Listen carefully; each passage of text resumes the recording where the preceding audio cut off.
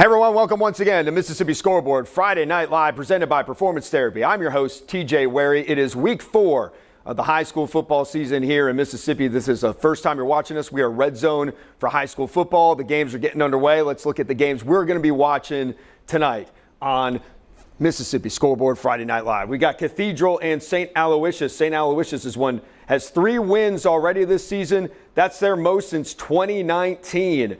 Then we have Grenada and Cleveland Central. This is the first matchup between the two programs since 2018 and just the third all time.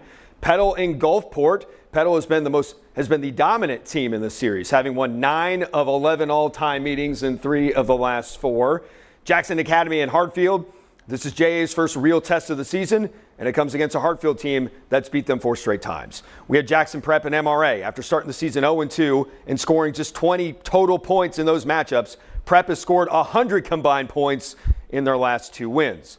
Then Madison Central and Northwest Rankin. Madison Central is reeling. The Jaguars have lost 2 straight as they face 2-1 Northwest Rankin. We have Ocean Springs and Picayune. This is a matchup between the top 2 programs on the Gulf Coast. The road team has won each of the last 4 matchups in this series. Tupelo and Oxford. Each team is 3-0, but Tupelo has won the last 3 games in this series by an average of 33 points per contest. And then Louisville and Starkville. Louisville may be a 4A school, but they are not afraid of 7A Starkville. The Wildcats have won the last 2 games in this series. But before we get to the action, let's hear a word from our sponsor, Performance Therapy.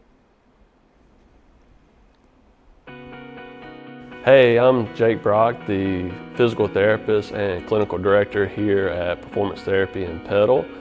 Here in Petal, we have both occupational therapy and physical therapy, but in the near future, we plan to add speech therapy as well. At this clinic, we offer both adult and pediatric therapy. With the adult therapy, we offer manual therapy with addition of vestibular therapy for people that are dizzy, that may have falls, or if you roll over in bed and you may have some dizziness going on. We also work with Parkinson's patients with a specialized program called LSVT Big. We're glad to be in the Petal area. We have a wonderful group of patients, future patients. We've been blessed with the opportunity to work in both the area with North Forest, Eatonville, Petal, North Hattiesburg, and some of southern Jones County. We offer individualized approaches where we work hands-on. You walk in, you can actually sit down and talk with us if you have a lot going on.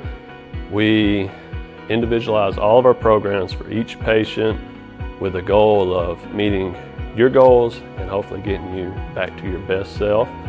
If you're in the Petal or North Hattiesburg area, feel free to contact us directly at our clinic. If you're not in this area, then feel free to reach out to one of our 14 other clinics. We are performance therapy, comprehensive care, hands-on treatment, proven results. All right, thanks again to Performance Therapy. This show would not be possible without you. We also want to give a shout out to Roosters and Basil's and their dual location in Flowood for the pregame meal tonight. Make sure you go check them out. The food always delivers. We got some action going on right now. Let's jump into the games. We're going to start with Starkville and Louisville. Starkville and Louisville, no score, obviously, early on, but the Yellow Jackets driving on the Wildcats. They're inside the 30 as the ref is marching off what looks like a penalty. Now they're in the red zone. Let's see if the Yellow Jackets can punch one in here in week 4, Mississippi Scoreboard Friday Night Live, presented by Performance Therapy. You know, sometimes when you look at that, you just wonder in terms of size. Looked like we had a timeout. Maybe the Wildcats want to talk about it. While they take a break on the field, we'll take one in the booth. Jackets, Wildcats, just underway. He provides protection, a little dump off, and there goes Coleman Yoder. Yoder's got the first down, but it's probably coming back with the flags flying. Yeah, easy call right there by the official. I think you have 2 choices right there on the hold.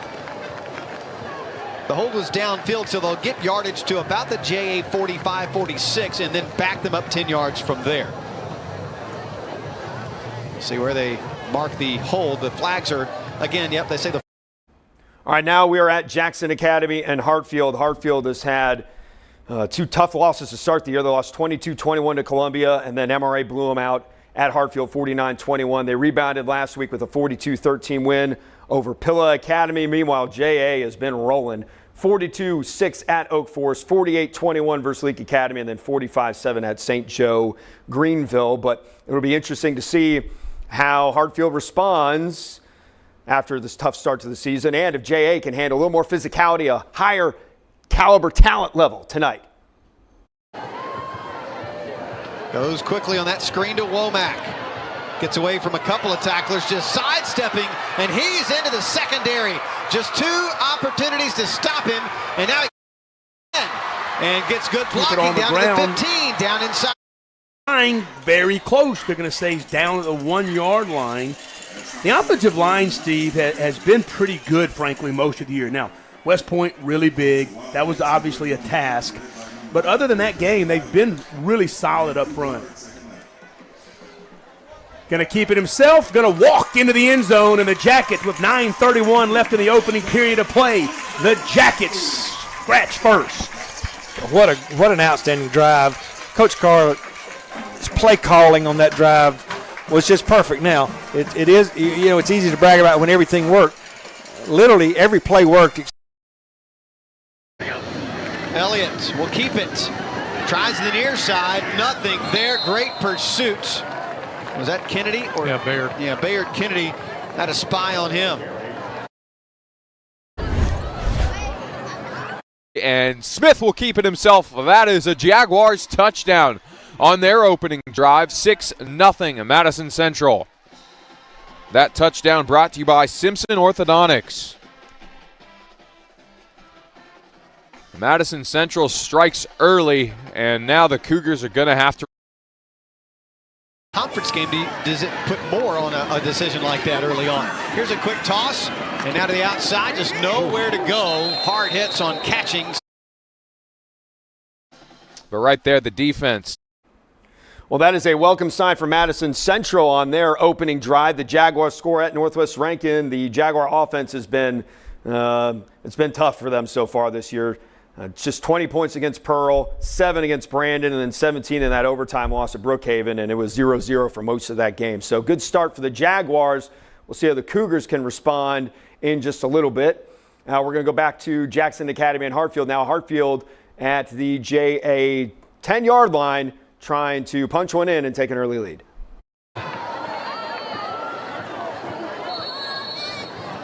Now we got a whistle and a timeout by the Hawks. We'll take it as well here on the Raider Network, powered by Mississippi. Into the tackle. That was a great play. One-on-one, and he was able to make the tackle somehow. Jamari Hawthorne, the big run there. Sam, that was a big-time blocking scheme there by the Picayune offensive line on the left side. Yeah, guys, that's their bread and butter. That's just...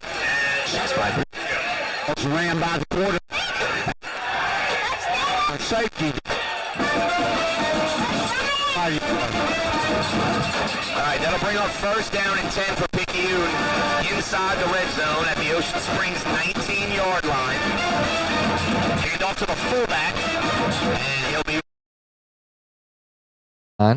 They'll send the man in motion. Dean on the quarterback draw is going to pick up 2, maybe 3 inside the 20 to about the 17.5-yard line.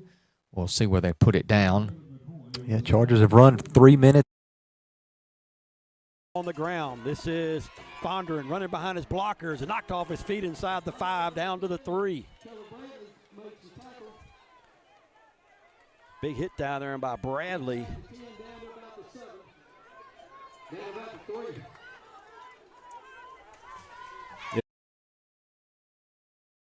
Trust Care.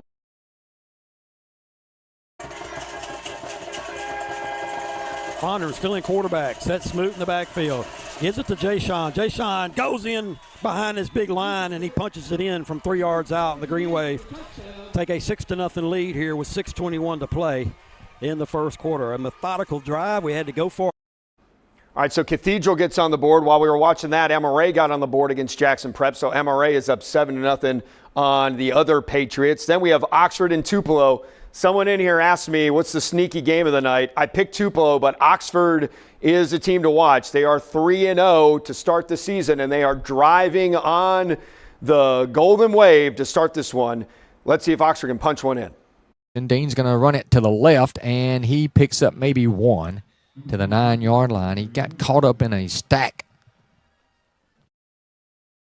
And then while we were watching Oxford, Picayune got a touchdown. So let's see if the Maroon Tide can get the extra point to tie this one up with Ocean Springs at 7-7. The kick is up, and it is good. 7-7 is the score. Let's go back to Oxford and Tupelo. 2nd and goal at the 9-yard line. Dean claps his hands, now takes the snap, gives to Pegues, right side, and Pegues is bottled up at the line of scrimmage. That was big number 9, Jeraylen McCoy, the defensive lineman. 6'7", 256, made the tackle that time. It's going to be 3rd down and goal. Chargers will bring some new players in on offense. I think you got to try to take a shot at the end zone. Yeah, I think you do too here. Obviously, you can kick the field goal, but a touchdown would be big here. 3 wide receivers go wide to the left. We're already at the 6-minute mark of this first quarter. Tupelo shows blitz. Here they come. Back to throw. Dean, they picked it up. He'll throw to the end zone. Has a man out there, and that pass is intercepted. Touchdown. Touchdown, Chargers. I thought the Tupelo player may have intercepted that ball, but there was an official right there that said the Chargers came away with it in a touchdown. I'm still trying to pick up who caught that ball over in the far corner of the end zone. I think it was Gregory. I believe it was Gregory. We'll check that for sure.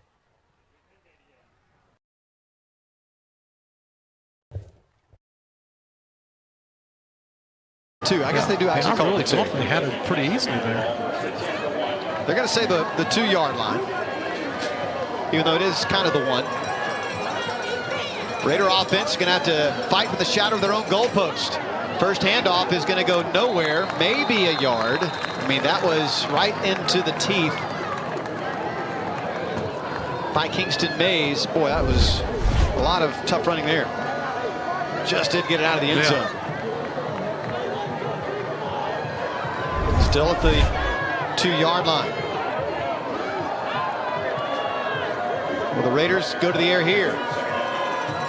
Nope, they'll go back to Mays, and he goes to the right side. So now it's 3rd and about 9 or 10 here.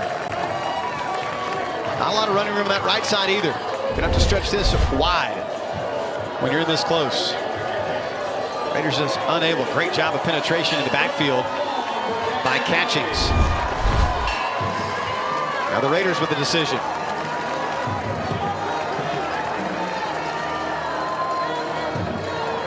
Third down. What will they draw up here? Under center is Joe Walker. Mays deep in the backfield. Gets the handoff again. He is met at the line. Maybe gets a yard, but probably not. A quick 3 runs up the middle, and the Raiders seem content just to punt it away.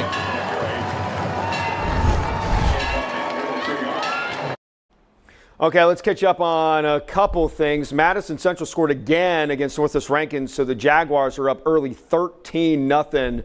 The Jaguars playing angry football right now. Still 7-7 between Ocean Springs and Picayune. Oxford did not convert a 2-point conversion. It's 6-0 over Tupelo. St. Aloysius has the ball against Cathedral. It is still 7-0 Cathedral. And Jackson Prep is moving on MRA as the punt gets away at JA, but it's not very good. Hartfield is going to have spectacular field position to start this next drive. Keep an eye on Grenada and Cleveland Central. Looks like there is no score there as well. Yep, so 3:41 to go, no score, and MRA is on defense now. Jackson Prep has the football, so we'll keep an eye on this one as well. And Josh, well, he turned back in. I thought he might, shake his man. It's actually 2nd and inches right here, Russ. Yeah. Let's see if we take a shot here. It's almost like a free down. Well, they're going to put someone back there in the backfield with Luke Esri now, maybe to pick up this rush. Or put a man in motion down to the right side. Esri, little pitch, first down.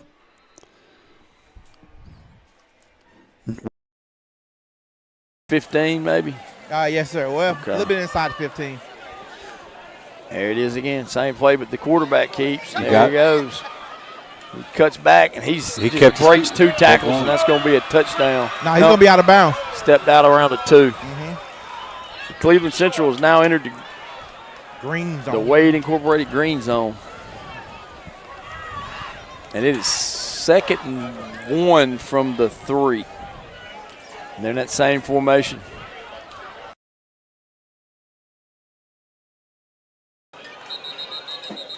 We're going to get a timeout call.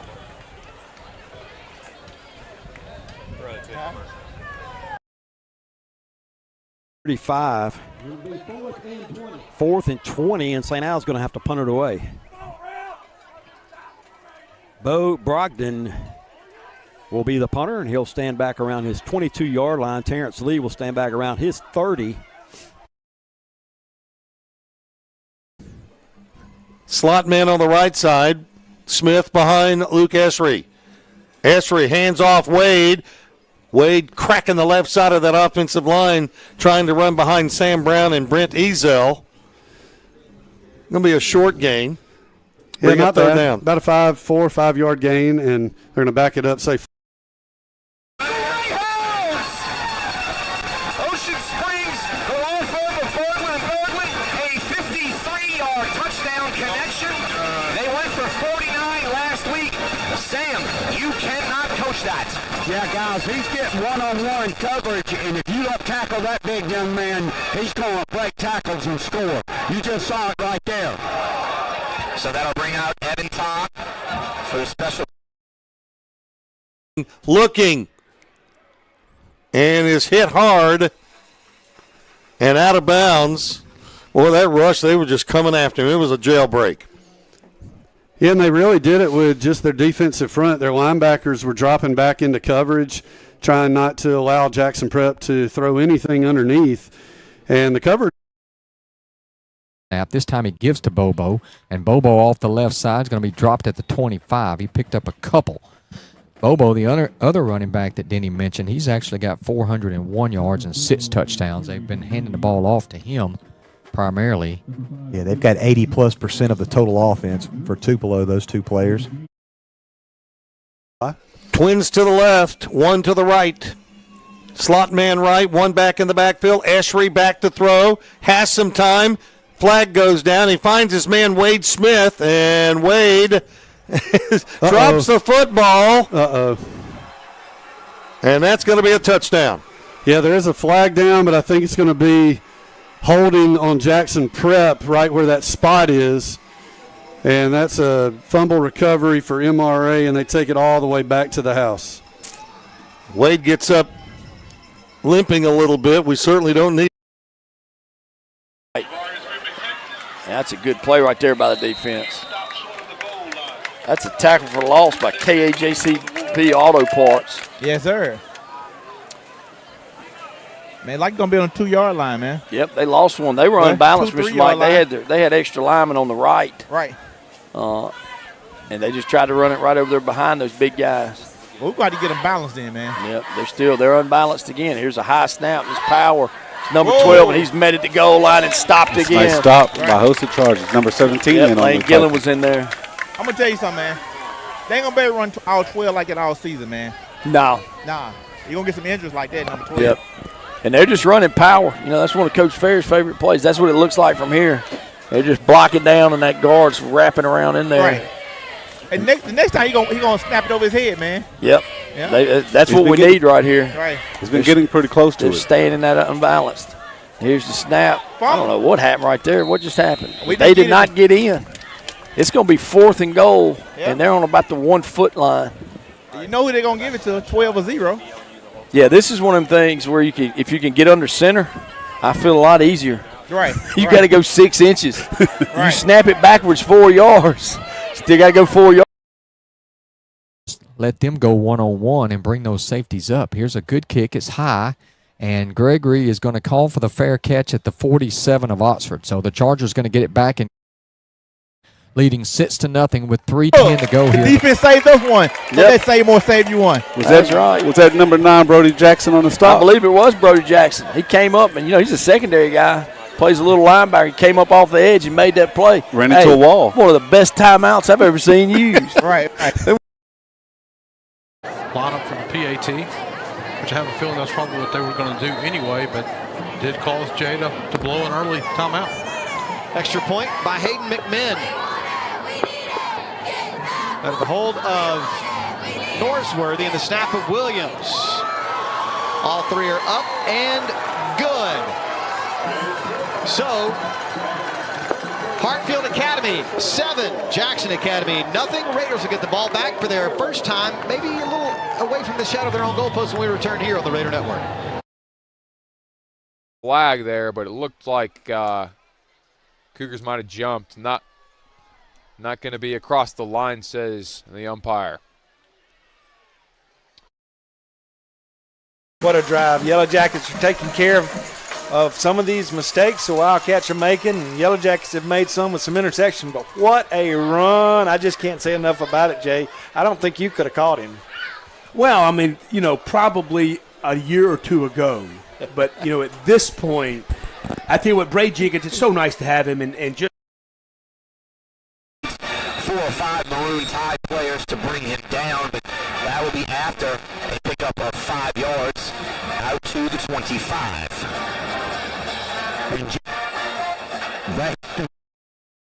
Dean out of the gun. He's going to hand the ball to Pegues, and Pegues is stuffed in the backfield. Big number 98 made the tackle. That's Donovan Hawkins. Yeah, 6'2", 325-pound defensive lineman. Bounce it to the outside. He gets hit and pushed forward for about an extra yard or two. They're going to give him 4 yards on that carry. We'll call it 3rd down and 1 here, right at the 4-minute mark. In this throwing the football, Steve. We've talked about what Kingston Johnson. Starkville went for 2, got it. It's 15-0 over Louisville. This is a Louisville team that played West Point as well this year. They lost 9-7. If you remember Starkville's trip to West Point, it did not go that well. It was a brutal defeat, if I can find my sheet. Yeah, they lost 48-15, but Starkville, again, playing some angry football as well, up 15-0. Madison Central driving on Northwest Rankin again.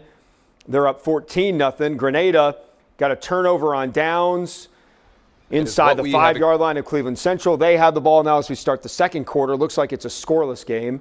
And Cathedral still up 7-0 on St. Aloysius. Oxford going to be driving on Tupelo right now, still up 6-0. And we got a 4th and 1 at Tupelo and Oxford. Let's go there. That is screen number 8. Seconds to go in the first quarter. Pegues is your lone setback behind Dean out of the gun. Tupelo looked like they were offside again. Yeah, and they were. They are really, really having a hard time on that defensive line with this Charger offense. Lines, there's a helmet that's come off now, and there's a flag coming out on the play. And I have no idea how that helmet came off. I'll be honest, it almost looked like he took it off and threw it. We'll have to watch the Gomar replay to see exactly what happened there. Nothing. Dean out of the gun, takes the snap, hands to Pegues, straight ahead. He's got a little bit of room and down to the 35-yard line before McCoy makes the tackle. Be a pickup of 4 on the play. Be 2nd down and sits at the Golden Wave 35-yard line. McCoy was hurt last year in that game. As we were down on the sideline before the game over in Tupelo, he had a cast on his arm. 2nd down here and sits. He's a big presence on that defensive line on the right side or left side, wherever they put him. And here's the give, and they grab him by the jersey and just yank Pegues down. That was some strength by Donovan Bell, the big defensive lineman who grabbed Pegues by the jersey and pulled him down. We'll see where they give him forward progress. And Bell had one of the offensive linemen for Oxford on him, Don, able to get his hand around the back of him to bring the back to the ground. From the 3, or actually the 2.5, Fondren in at quarterback now. Tristan takes a snap, hands it off to Smoot, and Smoot barrels in for the touchdown. His 2nd score of the night in the Greenway with a 13-0 lead here with 11:39 to play in the second quarter. And once again, that touchdown brought to you by State Farm. To Beasley. Beasley with space, able to push the ball downfield, And he gets it to almost the red zone. Still got the legs churning with just a sea of Garnett holding him up, but not able to bring him down. There's another late flag. Things are getting a little chippy out there. Okay, so this J.A. Hartfield game, the score is backwards. Hartfield has a 7-0 lead, not Jackson Academy. MRA and Prep, it's 14-0. Oh, take MRA and Prep right now. Oh, we got it. Touchdown, visiting Patriots. It's 20-0. MRA still in the first quarter, lighting up the scoreboard against Jackson Prep. Cathedral just scored. It's 14-0 on St. Aloysius. Ooh, man, that was a pretty passing catch. MRA looking like the team to beat in the MAIS. Still 14-14 Ocean Springs and Picayune. Grenada and Cleveland Central. I don't know what happened. Looks frozen. And then Starkville and Louisville. Louisville's got the ball down 15-0. Also, my grandmother's watching, so hi, Grandma. Throw has a man caught. Nice play. Going to be pushed out of bounds right at midfield by Taylor. That was Jakylan Taylor that pushed him out. Nice play and a much-needed play, Steve, for this offense. Yeah, maybe a confidence builder if you're a Wildcat fan to move the chains a little bit. Rags, Ligarian Rags, number 3, wide receiver 6'3", had a nice block against the defender for the Yellow Jacks to allow that first down. So ball marked down on about. Chargers have it 1st and goal. 1st and goal. The Chargers have entered the Athletico Physical Therapy red zone. Here at the Tupelo 5-yard line is where they're going to spot it. So a gain of 32 on the play. Ball on the left hash. They'll send Fields in motion. Dean's going to keep it again, and he's hit and dropped at the line of scrimmage. Upended as he dove back to the 5. There'll be no gain on the play. 2nd down and goal for the Chargers at the 5, and there's an injured player down for Tupelo, number 21. A little bit slow getting up. Mays hit the backfield and dropped immediately. That was a quick burst of speed from Peyton Trigg.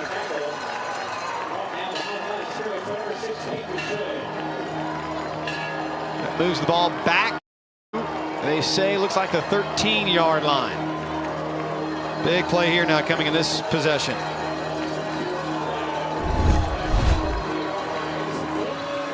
Just a simple give right there. Nice job. Peyton Trigg. Yeah, Peyton Trigg. Yeah. Tackle for loss. Walker and Mays discussing. They move Mays to the right side. Now go in motion. A late whistle and a timeout by the Raiders. Didn't like what they saw either on this very important 3rd down coming up next here on the Raider Network. And a 1st down pickup for the Flashes, who've gotten a little life here in their 2nd drive of this football game. They trail at 14-0 early in the 2nd quarter. Smith down the left side. Wade Smith, touchdown. Wade Smith, all he does is score touchdown. Well, give Aiden Rowe a lot of credit downfield as a wide receiver. He didn't give up on the play, and he blocked it perfectly without holding. He didn't let his hands get outside the shoulder. It was a textbook block by the receiver. And Pegues is bumped out of bounds on the near sideline at about the 5. Looked like there's going to be no gain on the play. Actually, no, they may give him a yard to the 4. Yeah, they'll spot it down to 4, so 3rd down and goal coming up from the 4-yard line for the Chargers, leading 6-0 with 11:05 left here in the first half. Oh, a big 3rd. Quarterback keeps it, now pitches it, and tailback breaks 1 tackle but cannot get away from Owen Jordan.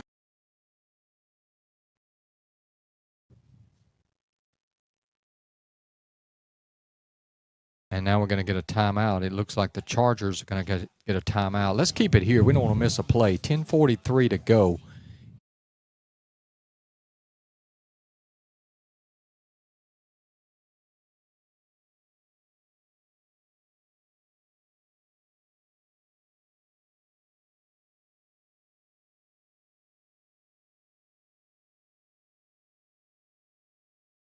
He starts right. Now he's in trouble. Reverses field. Gets away momentarily, but then brought down after a short gain. Trip Wimberly down there, and Mason Navarro, and Owen Jordan, Dalton Harveston. Gain of a couple yards. We'll say 2nd down and 8. They'll spot it at the 9.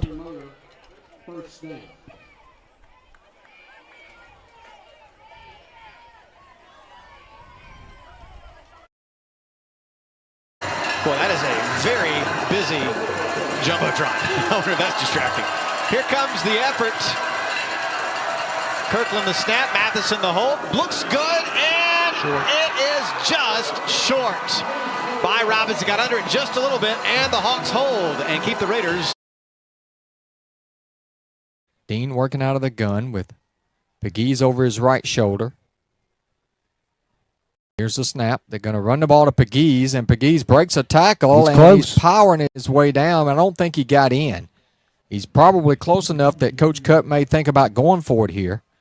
I think you go for it here, Don. 4th down and goal from inside. Looks like inside the 1 yard line, or maybe right at the 1 yard line. Lambiot pitches it around the left side. This is Keller. It's going to be met out there, and it's going to be thrown to the ground on a nice tackle out there. And bring out a couple of his wide receivers, and Fields and Smith will come to the sideline. So they're going to go power here on 4th down and goal at the 1 yard line. Pegues, your running back. Dean goes under center. And here's the snap. He gives it to Pegues, and he's in the end zone. Touchdown. Jamarian Pegues with a 1 yard run off the right side, and the Chargers extend the lead to 12-0. A nice call there by Coach Cutt. Got the heavy package in, Don. Put some sides on. But he's got 20 seconds left on the play clock. They're going to spot it around the 18-yard line on the far hash. So this will be a 28-yard field goal attempt. Lambiot will hold. Smith Hart will kick it. There's the snap, and the kick is up, and it is no good.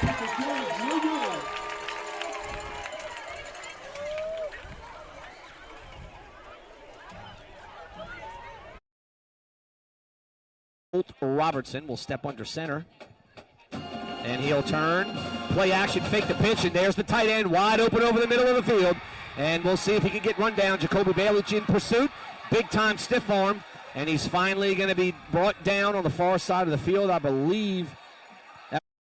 I know what y'all know about Picayune football, but throwing the ball is not something they do often. Coming into tonight's game, they had only thrown 14 passes. But when they do, they're effective because you're playing the run the whole time. Now they flipped the field and got a chance to score. It's 14-14. Grenada and Cleveland Central still looks like it's 0-0. St. Al, we saw that field goal against Cathedral. It's 14-3 Cathedral. And Hartfield has the ball against JA, up 7-0 on the Raiders. Meanwhile, Madison Central up 21-0 at Northwest Rankin. Northwest Rankin just looking overmatched right now early in the second quarter. Tupelo also about to receive a kickoff from Oxford. Oxford just got that touchdown run and a PAT. It is 13-0 there. The Golden Wave in trouble, and then now Picayune just scored a touchdown. So the big pass play sets up the touchdown, and the Maroon Tide takes the lead. They hit you with and that's just a tight end release. And you know, when Aiden Watson is being aggressive coming down on the power. That is Tippett, and he's inside the 20-yard line. I think he's got enough for a first down. If I'm going to get Tippett the ball, that's how I want to get Tippett the ball. Yeah, you know, when he gets the ball in space like that, he looks really good. He moves, and, you know, when he's about to go down, he's hit by a host of Yellow Jackets. He still adds a couple more yards to the play. So nice pitch and catch by the Wildcats, driving to possibly score another toss out to the left. Edwards doesn't throw a lot. He will from time to time, and he will do so. Because that. Kevin, that's about as good a misdirection play as you're going to see. Well, and the right side of that line all pulled and had great blocks on the near side. And I'm looking to see that was Adams, the junior wideout, with a big gain. Yeah, Gaines-Reeves got over there. But goes right into the teeth of that defensive front. And Kingston Mays is greeted by King Gibbs.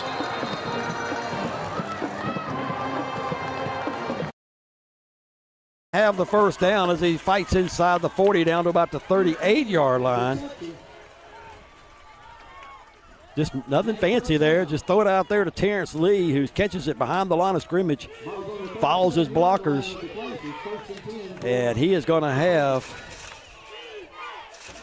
12 yards. No, more than that, 44.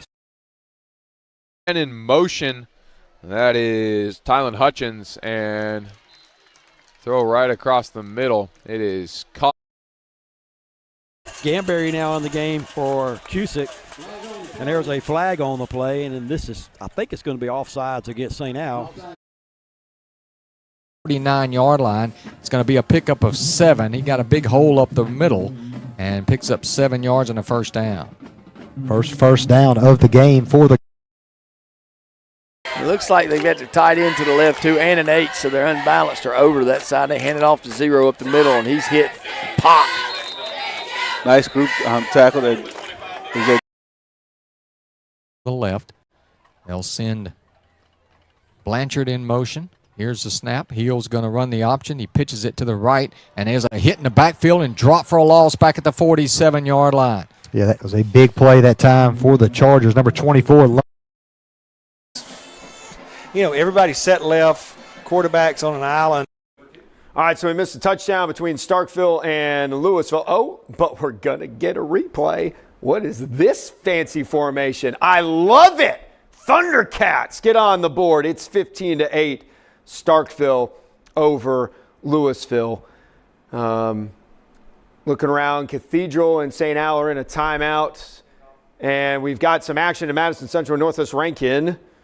Looks like an interception as Northwest Rankin is going to run it down inside the 30. And was there a fumble, or is he just happy because they got a turnover? He's happy because there's a turnover. I thought he got mad for a second. All right, so Northwest Rankin makes a play with 10:18 to go in the second. Now we're back at Grenada and Cleveland Central. As far as we know, this is still scoreless with 4 minutes to go in the second quarter. Maybe we got him in the backfield, but then he leaned forward. It's going to come down to the spot. It's going to be close. If they don't move it, I think it's going to be short. If they don't move it. Gomart, 1st and 10 Greenway. Handoff goes to Gamberry. Big hole for Chase. He's got another first down. He's still on his feet, and he's finally slung down and around the 5-yard line. And Beasley hit hard and looks like another Hawk. Katie Catchings took a shot there as he kind of led with his helmet on the big runs here tonight by Jay-Sean Smoot, obviously, and now Gamberry getting on the action. It'll be 1st and goal from the Cathedral. Cathedral will have it first at the St. Al 4-yard line with 5:09 to play here in the Ellard Physical Therapy second quarter. Cusick takes the snap, fakes the handoff, keeps it, tries to sweep the left side. He is in for the touchdown. Traylon Cusick from 4 yards out has tacked on the 3rd score of the game here tonight for Cathedral.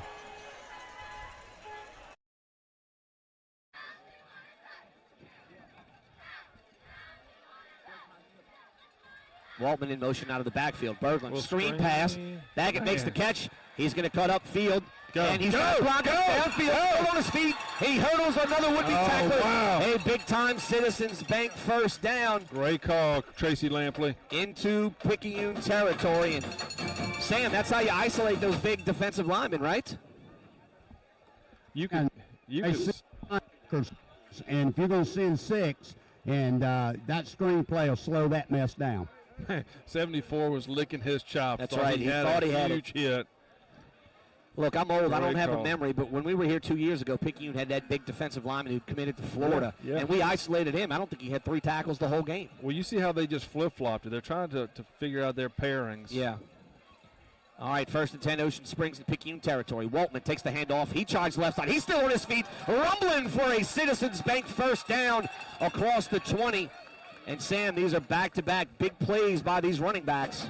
Yeah, guys, that passing game is making them back up, and it's just giving us some running lanes.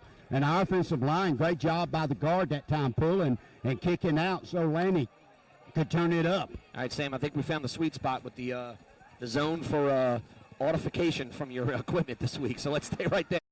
Caden Walker, the 6'1", 192-pound junior tight end, gets in the end zone. First time we've seen him a recipient of a touchdown. Great throw, great catch, and I tell you what, Walker shows a little bit of burst of speed. Yes, he does, and he came out of that inside slot spot, which is, that tight end position. I think if you look for that receiver, Picayune does. They run the same 5 plays. They work. It don't change. Less than 8.5 to go, second quarter. Same play. They're not ready for it again. Lanny Waltman, touchdown, Downs. The sophomore tailback, Lanny Waltman. Man, oh man. Let's go. I mean, Jacob, that was 30 yards of rushing on those last 3 plays with resistance. He probably broke 5 tackles on those 3 carries. And he wants some more. Give him the ball, let him keep feeding him.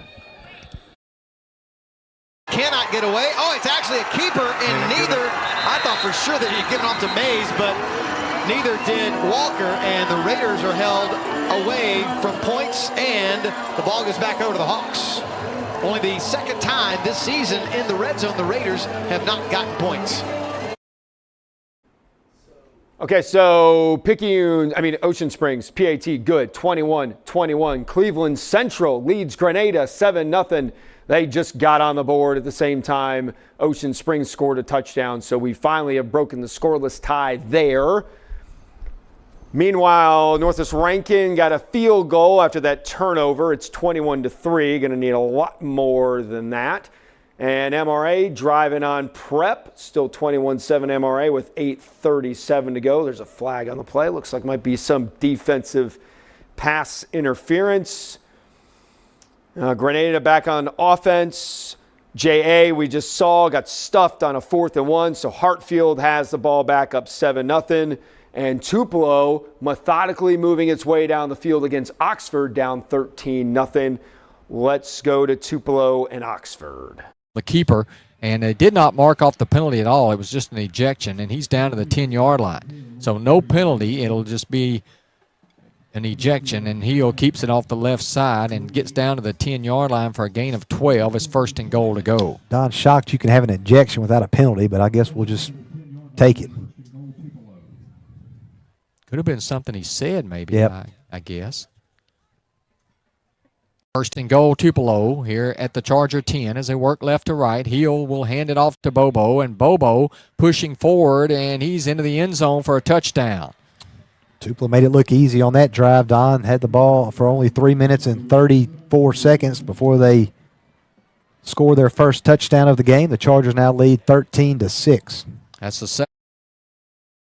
Keller Bradley found a little seam there, hit it hard, and it was a foot race from there, and Bradley outran the Green Wave defense, and St. Al does, in fact, get on the board with 3:19 to play here in the Ellard Physical Therapy second quarter.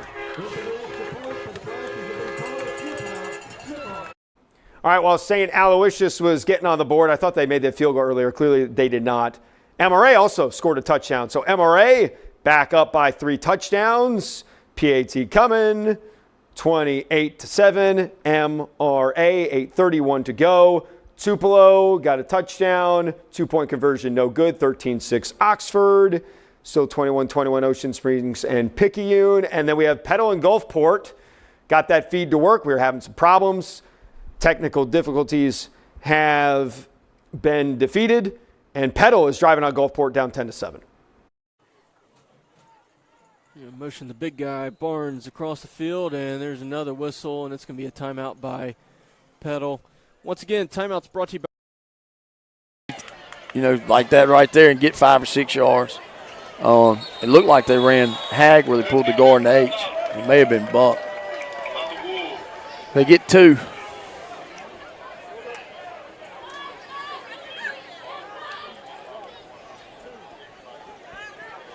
So Grenada's on the 17, 2nd and 7. Got number 29, Christian Ewan in the backfield. Yep. So we got 2 receivers to the right, 1 receiver to the left. Got an H to the right, and the back is set to Trusty's left. There he is. He hands it off, and Ewan is flying up through there, and he's got a hole, and he's gets all the way to about the 35. And Drummond held him up again. That'll be half the distance, and it'll still be second down because the only way you can get a first down is by yardage, and since you were first and goal at the 10, there is just a replay of a down again. You see the shoulder have to readjust it to, or strategy. Touchdown Cougars! Deshaun Dillon strides it out all the way to the end zone. No one was catching him. That was a blown cover. Time Walker, the pistol, gives to Kingston Mays. Kingston to the right side. If he had cut it back left, he probably walks into the end zone there, but it's down, and there's a flag down again. This is as you alluded to early in the first half, this was turning into or first quarter into a sloppy contest. It has not stopped being sloppy. That's great. You know what? Look, that's a great play call by Lampley and the offensive line by Coach Lampley, but great execution by the sophomore Berglund, the sophomore running back in Waltman to the senior tight end. Great job by the offensive line, and just like that, the Hounds are quickly. Okay, so we just saw the tail end of a replay on the Ocean Springs touchdown. So Ocean Springs back on top, 28-21 over Picayune. We've got J.A. driving at Hartfield. We've got Petal driving at Gulfport. And Northwest just scored. We saw the tail end of that one, so it's 21-9. I didn't see the PAT. So it's either 9 or 10. We'll check it out in a second. Let's go back now to J.A. and Hartfield. Let's see what the Raiders can do here on second down. Tossing the flats and losing his footing, sliding down and able to keep it was Fletcher Cox. And so now third and goal.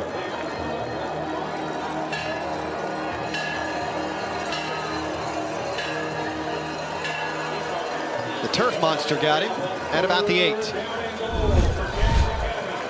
You have to imagine if the Raiders don't get it, they'll go back probably, you would think, to a field goal. You got to take points. Yeah, you got to get some points here. Ball resting at the gate. Raiders 0 for 3 on third down tonight. A category that had been much better on the season, 47% coming into this game at 7 out of 15. Joe Walker, pressure, gets away from it somehow, now goes to the left side, cuts back, down to inside the 5 to about the 1, maybe the 2-yard line, and another Hawk is down in the backfield. Yeah, that did not look good at all. They're down to the 25-yard line. Number 20, KJ Jones on the run. He's got some big old tree trunk thighs, baby. Right. If they was coming at me, I may go the other way. That's how you deliver the mail, man. Yes, sir. There's about a minute left in this in the half. You asked Mr. Coach Big Mike what's Coach Fair gonna do? Right. He's gonna run his favorite play, power. You already know it. You know he's not gonna give up on things just because it's not working well. Cause we're only down 6-0. We get about 5 on first down running power again. Looking, sails that one way out of the way. Nobody in the zip code of that throw. Yeah, Barnes in the route, but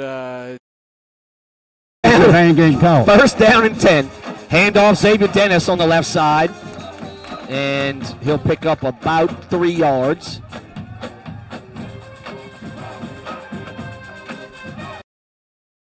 Call here. Yeah, that could be off. It could go either way. Yeah, it can go either way right there. Yeah. Trusty did a good job of just getting that thing up and giving Cotton a chance. Go on and point. Go point west to where the sun went down, Mr. Official. Not that Ocean Springs has got a bunch of slouches, but man. Pitch back, Xavier Dennis tries the left side, cuts back up. He's going to fall forward for a yard or 2. Guys, big 72 just hit 24, 10 yards after the play. Yeah, love the acting there by Peyton Jones, Sam, though. I think he might need to work a little bit more on that. Talk to Chris Permenter on the drama, because he's a little. Got a tight end throwback, it looked like. He tries to find touchdown zone. Yeah, it's going to be a penalty. We got people all the way down the field. We got all the linemen down the field, though. We had 2 or 3 linemen downfield. It's coming back. Yeah. It was some type of screen, it looked like at first, and then it all kind of fell apart, and Trusty was just trying to make something happen. Illegal participation. Okay. Now there's only 8 seconds. So we got 2 receivers. Walker and the Raiders taking a late decision to get out there to make sure the Hawks didn't know what they were up to. I formation, can they get points on the board? Late handoff. Eric Beasley is in for 6, but there's a late flag at the very last second. I'm not sure what it 15-10-5 touchdown, Kylan Bobo. Just like that, a 66-yard run that time for Tupelo. Right up the middle, Don untouched. Touchdown, Golden Wave. Well, that didn't last long at all. That was a 11-second one-play drive that results in a Tupelo touchdown, and they're an extra point from tying this thing up at 13 apiece. Those are the kind of explosive plays that you can't let happen when you're playing a good team like Tupelo. And Bobo just broke into the secondary, big hole up the middle, and then once he got out in the open, nobody was going to catch him.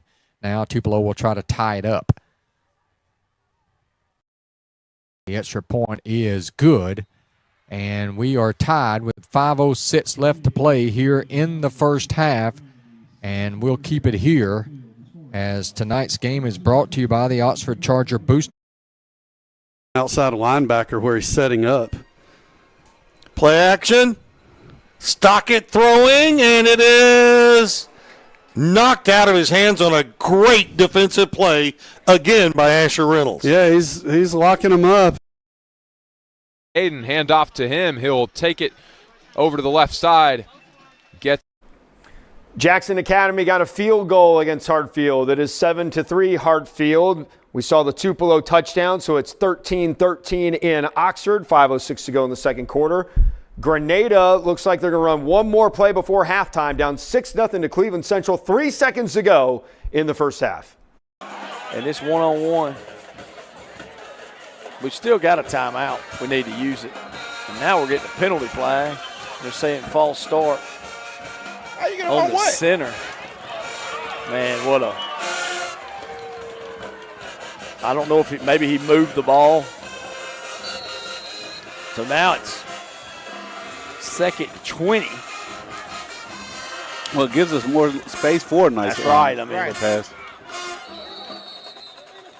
Now Cleveland Central's going to call timeout. With that, we're going to take another break. And here. One pass, Jay. Looks really good tonight throwing the football.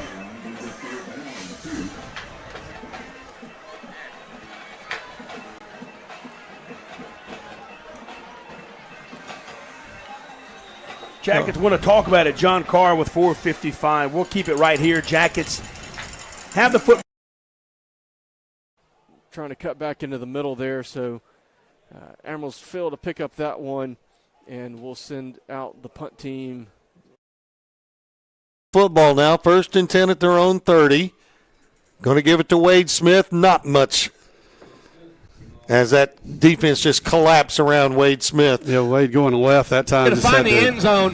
That's going to be about a, 24-yard touchdown run, 23-yard touchdown run for Xavier Dennis and the Picayune Maroon Tide. There it is, touchdown. He got it. Yep. He got it. Little improvisation right there, however you say that word. Trusty ran around and moved around until he had enough time to get open. Yep, he rolled out to his right. He looked like he was trying to get it to Hardeman, and he bought himself some time, and Cotton came all the way across the end zone. Trusty saw him in the back of the end zone and hit him on the run. Right. Nice little Madden play. Nice little Madden play. That's some backyard playing right there. He got a lot of VC. All right, so Grenada, pardon the button punching over here by our fearless leader, Hayes. Grenada gets the touchdown. Thankfully, the replay was clear, crystal clear. 6-6, waiting for a PAT. And is there another penalty? Grenada's having a lot of penalties there at the line of scrimmage. Meanwhile, Gulfport punting to Petal. Petal on the return. I got made fun of for my pick of Petal. We're going to go over the picks in a little bit. They're hanging in there against Gulfport. Here comes that PAT for Grenada, and that was not the prettiest kick, but hey, it worked. 7-6 Grenada at halftime. So Took them the entirety of the first half to score. They score 3 seconds left. It is 7-6, not 6-7. We do not give the lowest score first over here, even if it is for a TikTok trend. Tupelo and Oxford still 13-13. JA is got Hartfield in a 4th and long. And Cathedral up 21-7 on St. Aloysius still in the second quarter. It looks like St. Al is about to punt. We just got standing around everywhere right now. It's amazing sometimes when we're doing this and we've got 8 games we're looking at and no one is doing anything. All right, so Cathedral caught a fair catch. We have that at least. So they'll have the ball up 21-7. And Louisville is not having a good time at Starkville, down 29-8. Still 4:45 to go in the first half. And Northwest Rankin slowly trying to get back in this one. They forced a couple turnovers. They're down 21-10 to Madison Central. And so it's 3rd down and 6. It's going to be officially only 3 yards. Tough spot there, I thought. But so it's going to be 3rd down and 7. So here we go. 3rd down and 7. Snap to Phillipson. Looking out towards his left. Got a man. Not going to get it to the sticks at the 40-yard line. It's caught by Marco Stapleton. And that will not be enough. But possibly 4-down territory. Left side. And there is a wrap up in the backfield and a flag. Now he's toting our guy. In this one, they're going to run that one again, and Admiral D-line did a good job again. L.J. Robertson looks like he was the one making the tackle there. But another short pickup for Petal, so that is going to bring up a Savvy Sliders 3rd down. Looks like about 3 to go. As we're under 4 minutes left in this half. The tackle on a running back, that means a big yardage was gained. Trey Bridges there. If he hits that pass, Bridges probably has a good. Now he's out of the zone. All right, 1st and 10 on the Alliance Insurance penalty. Gets a Citizens Bank first down. There goes Landon. He's still going. He's in Picayune territory. He's going to run through a couple of rookie tacklers down to the 34-yard line. A big-time pickup of 31 yards, Jacob, out to the Picayune 34-yard line on a Citizens Bank first down, and that was a great job blocking on the right side of the offense, and Lanny just put. It's going to be a handoff, and that is a really good play from the Admiral defensive line there. It was actually linebacker Cortel Crandall getting the tackle there to finish it off, but that is a good defensive stand for the Admirals, and they will take the turnover on downs with 3:25 left in the half. Plus points to start the second half might go a long way in this one. Joe Walker back to pass. There all kinds of time. Fires it wide open to Jaden Hollins. He catches it in stride. Touchdown, Raiders. A 60-yard strike, and JA's on the board. They lead 9-7. Exactly what I was talking about. I think they finally heard you. Just, you kind of, it's kind of that, you're just baiting them with all the handoff, dive, read option. And it was a double move. I mean, he ran like he was running a post corner, out corner route, cuts it back to the post. No safety help there. Great ball by Joe Walker. One play, 9 seconds. Raider touchdown. The up and extra point is up and good by Robinson. Jay makes it 10. Okay. And there's a sack back at the 10-yard line. So it's a loss of 6 here to Dean. So, Denny, I'm pretty decent at math, and I don't think that you can mark a 15-yard penalty and end up at the 16 and it still be a first down to the 32. So I don't know. Maybe the Chargers got a break there, but we'll take it. It's 2nd down now after a loss of 6. Bounce all the way back. Are they going to pin him deep? Is it going to get in? Oh, my goodness. Perfection from the Jaguars special teams down at the 1-yard line. pass. Caught at the 20-yard line by Stribling. That'll make it a little bit more manageable now here on third down. A pickup of 10 on the play. Yeah, got to get out to the 26-yard line for a first down. So third down and 6 for the Chargers. But right now, Jackets throw. Boy, tight window. Looked like it, frankly, should have been caught. LaTrent Agnew was the intended receiver. Kingston can spin the football. That was a catchable ball, but boy, would it, he. Back into the ball game at running back now. He'll go into the backfield behind Stockett. It's a good tackle there by Cam, or he's into the end zone. First and goal now for MRA. Stockett, hands off, right up the middle. Jenkins to the 2, maybe the 3. I'm just looking, young man that threw that block was Heed Burnham, senior. Corey standing at the 44-yard line. Thompson will let this one fly. Snap is good. He gets it away. Another dandy kick. This one not quite as high, and McCoy does call a fair catch, though, at the 45-yard line. So Tupelo will have good field position. 2:31 to go with 2 timeouts remaining. Game. See if you can get a stop here. Second and goal from the 3. Touchdown. Jenkins, left side off tackle, picked a hole. All right. Is complete and out to the 9-yard line. Not enough for a first down, but gives enough space to get a clean punt away. Clock is running down, and we'll see if they call a timeout to try and give themselves a little bit of time. And doesn't. 45 seconds to go before the half. Waltman cuts back up, tries the middle. He's in the end zone. Touchdown! Lanny Waltman's second touchdown run of this game will make it 34-28. Ocean Springs. Guys, anybody think we have this many points tonight? Halftime? No. All right, Cathedral and St. Aloysius are at halftime. Cathedral up 21-7 as we saw Ocean Springs score another touchdown. Interesting fact about this series between, did he get that through? Woo! I don't even know if that ball was being held. He just kicked it off the ground. Ocean Springs up 35-28. Anyway, like I was saying, the road team has won each of the last 4 matchups, and the trend continuing right now as Ocean Springs up 35-28 still in the second quarter. Don't know the time situation there. Petal again driving on Gulfport, trying to score points. This is the third time we've seen them down on this side of the field since we've come to the game, but they have not come away with any points on the previous 2 drives. Let's see if they can do it here. Meanwhile, we have Louisville. They just scored a touchdown against Starkville. They are going for 2, and Louisville converts.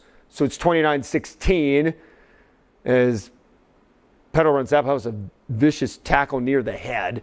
So still 10-7 Gulfport. And then Hartfield now has the ball against Jackson Academy. Oxford and Tupelo still tied at 13 with 1.5 minutes to go in the second quarter.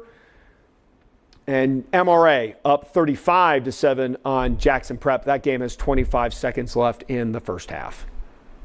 He had that play to really back him up or anything. Aisley Brown gets the handoff there, and he's got a really good head of steam ahead. He's going to be fighting for some tough yardage there on the end of the carry. Just short of the marker. Looks like that was Maven Daniel and Cortel Crandall. Man in motion is Eli Dampier. Screen pass to Michael Steven. He'll take it out of bounds for about 6 yards. 5 yards officially as it's spotted at the 28-yard line. Second down and 5 upcoming. On 3rd and 6, here comes TJ White with a quarterback sack. Yeah, and I'm not sure how Elliott didn't feel that pressure. As a former quarterback, I'm kind of knowing where it looks like Jay might be calling a timeout. think they're saving time. Yeah. But that's one of those things that, hey, I'm going to be on an alert where 14 is. I mean, well, it's not blindside. I mean, No, you see him that's coming, what I'm right? saying. Yeah. It's totally different when you get blindsided. 48 seconds to go in the half. 3rd down and 5. You have to wonder if this is in kicker Ross Beaver's range. It would be from here about, let's see, as there's a handoff. Almost a first down, but it's going to be about a yard short, so 4th down and 1. So I don't think they're going to think about kicking it. And that's a tough spot. So 4th down and 2. They spot at the 25-yard line. So it would. Our view here. They're going to hand it off up the middle. That is a really good pickup there, down to about the 7. As Petal goes into the hurry up. About 12-yard pickup right there. So 1st and goal for the Panthers. Another handoff there to Chavez Walker. Not much there. He's going to be down about the 5 as the clock tick, down to the 10 and keep going. They're going to reset again real quick here and spike it with 6 seconds left. Hollins is going to take this one to the house. 10-5, touchdown Raiders! First special teams TD of the season. I don't know that a Hawk laid a hand on him. Or if Tipped. Struck that one solid, and it is good. So for some reason the clock didn't run. It's still on 6 seconds.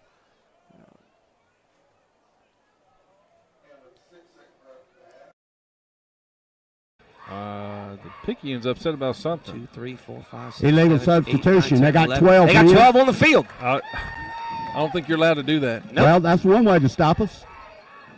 You get an extra guy. That again, Sam. This is what it's like watching Alabama. I keep trying to tell you.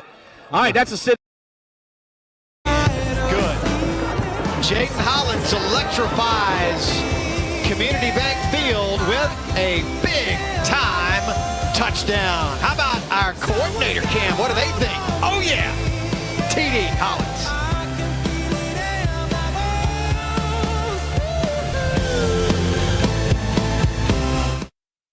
We chose. He's inside the 5. Man, 72. Timeout. I tell you, took us 8 yards. He ran him down, though. I mean, 72 stayed with him He through the did. backfield, stayed with him, brought him down. But And he made sure he dove on him, yeah, guys. of course, yeah, it's going to be close.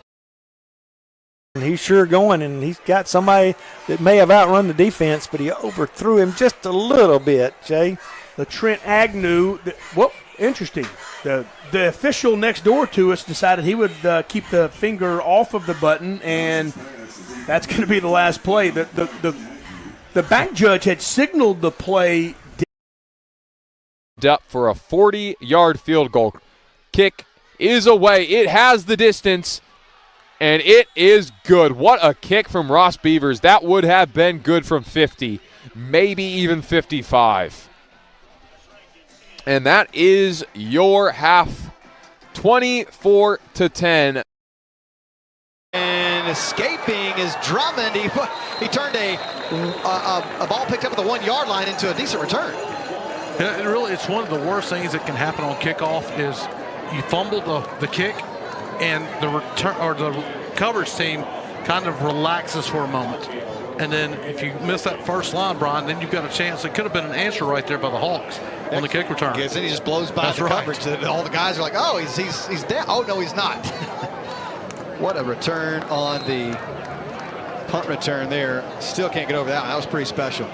First special teams / defensive touchdown of the year for this team. Right. Had 0 punt returns, kickoff returns, interception, or fumble returns, anything for a touchdown until now. Raiders up 17-7. And a deep ball by Elliott looking for a return shot. That one will go out of bounds as Mari Jackson.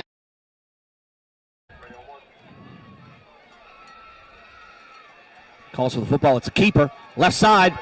He's near. He's not going to have the touchdown. The flag comes in. He will have enough for a first down, but we'll see what the call is. They're only sending 3 this time. The guys back in coverage for the Golden Wave. Here's the snap. Dean's going to throw a quick pass. That's caught up to the 50. Gregory to the 45, and he's down to the 42-yard line of Tupelo. A shot here to take it towards the end zone. Still 8 seconds, 7 seconds.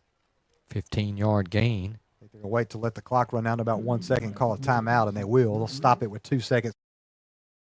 At school. No, I think that was Sebastian, though. His helmet came off, and he's right by 72. I wonder if 72 grabbed his face mask. All right. They're inches. 19 seconds to go. First and goal. Oh, my gosh. You got to love this. Bag it. Get upfield. Got to get to the outside. Upfield. He will be wrapped up. Get out of bounds. And he will. So the clock will stop. He's going to lose 6 or 7 yards. Yeah. But you can still do a pass play here, guys, and still get the field goal. Yep. It's got to be quick. Ball's got to go into the end zone. Does he get across the line of scrimmage as he throws it? I think he was behind it. It doesn't matter. It's an incompletion. That brings up 4th down, and it stops the clock. Well, that's one that you just kind of eat it. You know, you don't want to throw it away. You don't want to throw a pick, but also you don't want to throw it away either, because that stops the clock. Great job getting away from Miller. Yeah. A little fade. Trips to the right. There's only 2 men out there. Berglund going to go that way. He's got a man. Touchdown, Greyhounds. Ian Harlan.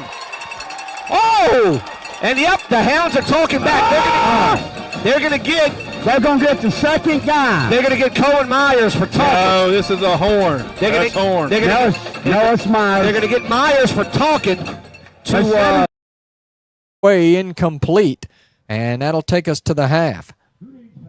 So that's the end of the first half.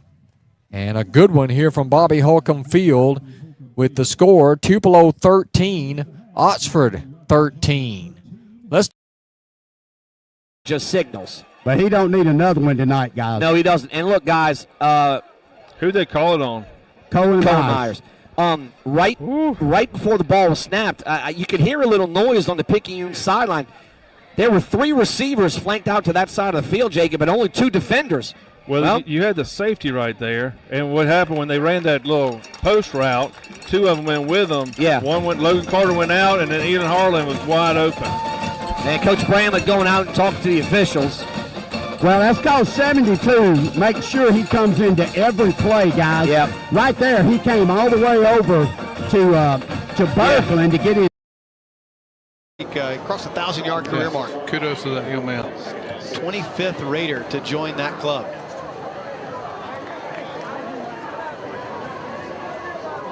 At halftime in Madison, MRA leads 35-7 over Jackson Prep. Mercy. 2-1 score away from the mercy rule. Walker's going to keep it himself. Can he get to the edge? Pursuit comes. And Walker, boy, timing, Coach Carr, he keeps it in bounds, because if he goes out of bounds, it stops the clock. That's and maybe right. you give the ball back, but now the clock keeps rolling. Yeah, Jay doesn't have to snap it again. That's that QB IQ. That's right.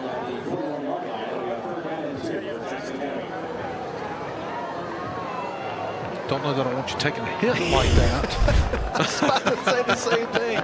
So the IQ may not have been completely smart there, but it does get it to halftime. The Raiders will get the ball to start the second half, and instead of being down in this game, they're up 10 at the end of 1 half of football.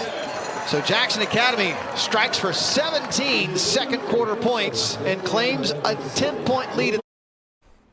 All right, we got halftimes across the board except Grenada and Cleveland Central. They are just about to start the third quarter. While we have a big break in the action, we'll take a quick break and hear a word from our sponsor, Performance Therapy.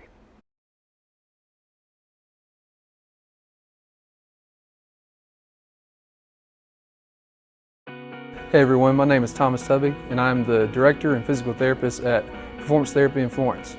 Here at our Florence Clinic, we offer physical therapy, occupational therapy, and athletic training services. In the clinic, our physical therapists and occupational therapists treat everything from babies to athletes who are trying to get back to their sports, to our older patients who might have balance and fall issues. From the athletic training perspective, we have 3 athletic trainers that treat our local schools. They're the first line of defense for our schools with those injuries, and they refer them to the doctor so they can get the care they need, and then they get their referrals back here and we get them back to their sports as quickly as possible. I think the thing that sets us apart is not only our involvement in the community, but our commitment to our community. And I think that's best exemplified by the fact that we put on a 5K each year that goes to benefit our local schools, their medical science academies, and their sports programs. From a clinic perspective, our therapists are some of the very best in the area. We have a personalized approach where we are with you at all times is our main goal. If you're in the Florence area, you can reach us directly at our Florence clinic, or we have 14 other clinics in Mississippi that you can reach to. We are performance therapy, comprehensive care, hands-on treatment, proven results. All right, thanks again to Performance Therapy for sponsoring the show, like we said many times, and we mean it every time. The show would not be possible without you. So Ocean Springs and Picayune just went to halftime. It's 42-28 Ocean Springs. Grenada is driving on Cleveland Central, and Grenada is scored. No, they're not. All right, looks like they're about to be inside the 10. So Grenada moving the ball.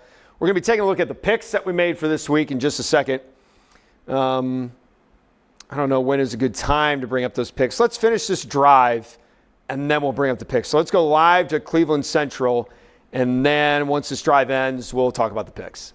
Correctly. There's the snap. There's power. He cuts in behind that big offensive line, and he's going to get about 5 or 6 again. It's nice to see that we're maintaining that momentum that we walked into. That's right. 100% correct. All right, so there's a receiver to the left, receiver to the right. 2nd and 5 with 10 minutes and 9 seconds left. Tight end and H to the right. The back is set to the left. They ain't got no help for Cotton over here. Nope. Ball on the 8-yard line. Yep. Trusty's going to snap his hands. There's the slant, and he's wide open in the end zone. It's a lot of pass interference, man. Cotton had him beat to the inside, and then the corner did an excellent job of getting back on him, getting in his hip. I think he knocked it away. Go to him again. Yep, it's 3rd and 4. Big Mike, they're about to see power. Find that H and tight end, and we're fixing to run behind them. Just brought Prentice Sledge into the game. 2 receivers right, 1 to the left. H is to the left. And there's a reverse. Reverse to Harden. Out there, big Quan Bland out here on touchdown, I believe. Touchdown. Is he going to get in? Touchdown. Touchdown. There you go. That's much like the play Cleveland Central opened the game with. We just kind of faked Hag to the right, and then the slot receiver came around behind him, and he just tossed it back to him. Great run by number 4, Braylon Hardeman. Tell you what, whenever you're that defensive back and you see big Quan Bland coming at you, it's not fair. And then Cotton's out here blocking a corner that's probably 5'9". I mean, and the extra point is up. It's going to be good. It's good. And hey, look. Okay, 14-6 Grenada over Cleveland Central. Let's go to those picks that we talked about. We started doing a staff pick 'em for the games that we show each week. I was your fearless leader after 1 week, but I will not be the fearless leader after this week. It's not looking good so far. So Cathedral leading at halftime, 21-7. All right, that's 1 for me. Grenada's up. That's 2.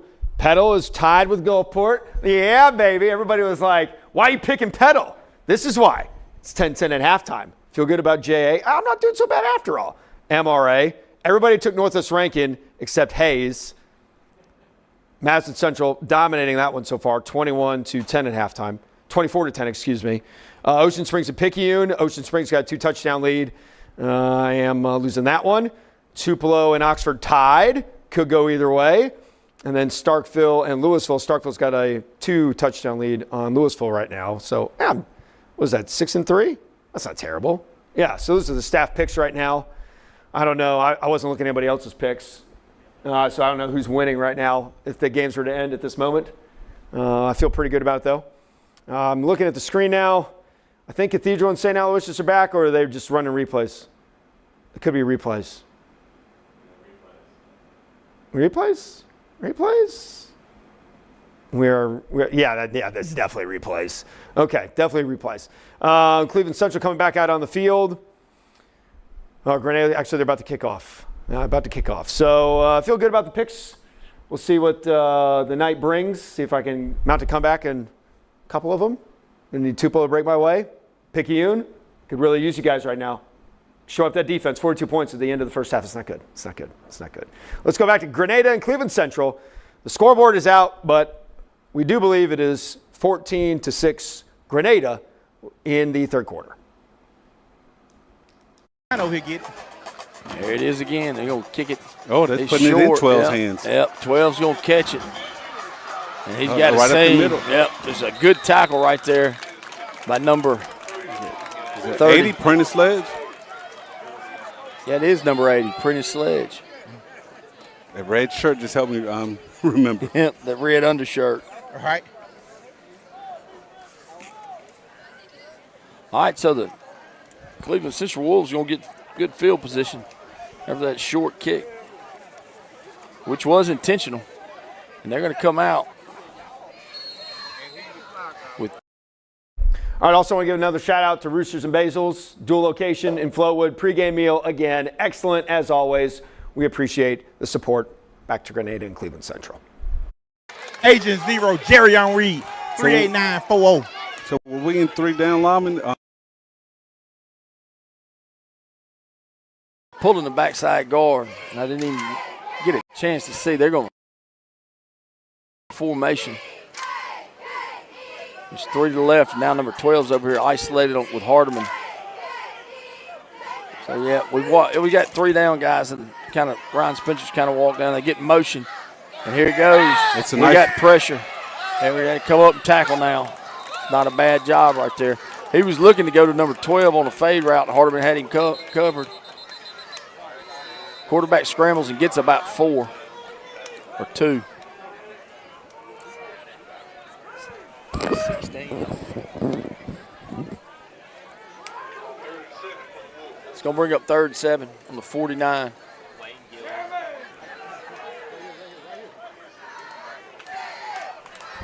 We got 2 receivers to the left, 2 receivers to the right. There's 18 seconds left on the play clock. I was taking them. Back down with 4 down linemen at this point. Yep. The back setting to the right.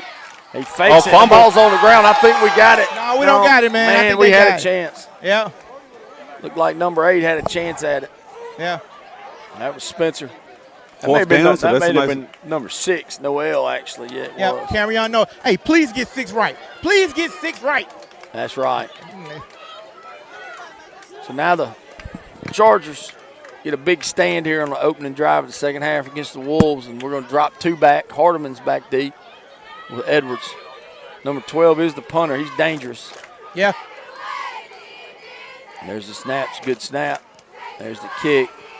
Hardeman's going to let it hit. It's going to bounce.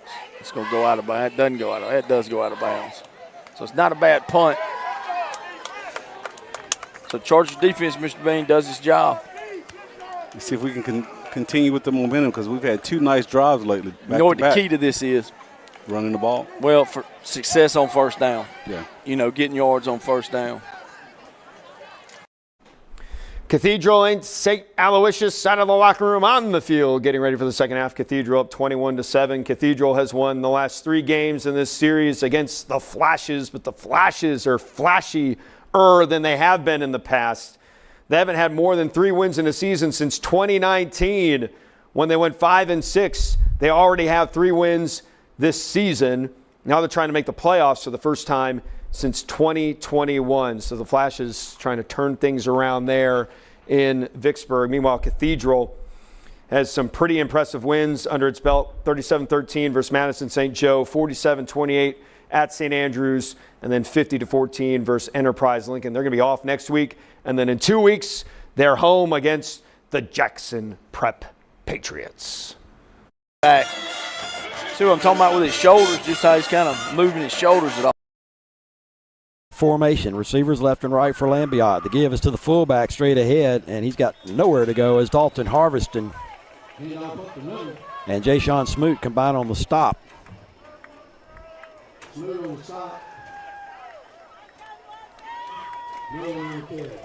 Nolan, the carrier for the Flashes. 1 yard on the carry. It'll be second down and There he goes. And there's Power, and he is hitting the backfield for a loss. 93 just walked. Straight ahead. Bradley's going to be hit by Mason Navarro and knocked off his feet after a short gain out around the 36 or 7 yard line. There is a flag on the play. St. Al seems to think it's against Cathedral. Face mask will be the call. Navarro must have gotten a hand in there. And it'll be a first down for St. Al. Back setting to the left. Trusty gets the snap.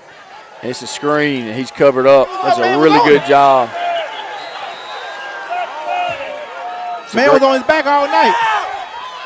I'm not even going to say anything because everybody get upset with me. Right, don't you say it. Behind the line of scrimmage. Right. See, you a paid employee. Yeah, that's right. Well, that's behind the line of scrimmage. Right. Starts right, now goes left, being chased by Trip Wimberly, who slings him down over the far sideline. A short gain, boy. Trip likes to get a hold of that shirt and just knock him down, or sling him to the ground, that is. Not illegal. No gain on the carry, so it's going to be third down now and short, less than a yard for the first down.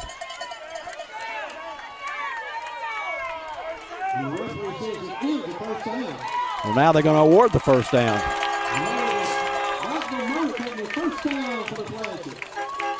First and 10, St. Al. Ball is at the 42.5 yard line. Same formation. They give it to the fullback, straight ahead. Nowhere to go, though. Stacked up. Ball comes out, but they're going to say he was down as Nolan hit by Jay. To the right and a tight end and H to the left. And they're going to snap it in there and try to pull that guard around there, and he's got nothing. That's going to be number 8, Ryan Spencer. Yep, Ryan Spencer and DJ Dollison in there on the stop. DJ, that's my DJ, 38940. Oh. Yep, we're going to get a heat timeout with this heat. On the left side here.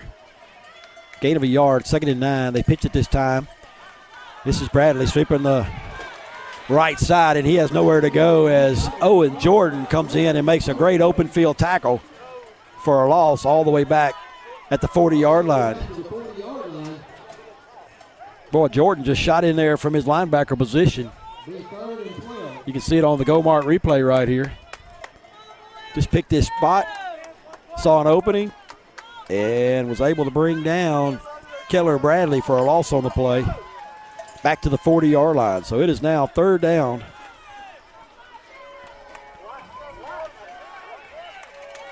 And about 12 at the 40. They need to get to the Greenway 48. There is a whistle, and it sounds like Cathedral maybe took the timeout. I'm not sure. Nope, they're going to say St. Al. St. Al took the timeout. It's their first timeout of the second half. Illegal procedure right here. Got to get some, man. No, they're calling offsides on the defense. Oh, man. Yep. And Weary across the 40 steps out of bounds with a late hit. That'll tack on 15 more, so a big Java Mo's first down reception for Weary. Take a look at it here on the Goliath trailer replay. You see him sneaking out of the backfield on the wheel route. Wide open is Weary. Knows what to do when he gets the football out in the open space. Then the late hit, tack on 15, as Carr said. So Weary doing a nice. This is Oak Grove and Neville from Louisiana. Neville 2-0 on the year. Oak Grove 1-2. We're just picking this one up as Cleveland Central is going deep. And oh, what a catch! Oh, what is all these moves? That was amazing. All right, so Cleveland Central with the big passing catch there to set up a first down. Anyway, back to Oak Grove.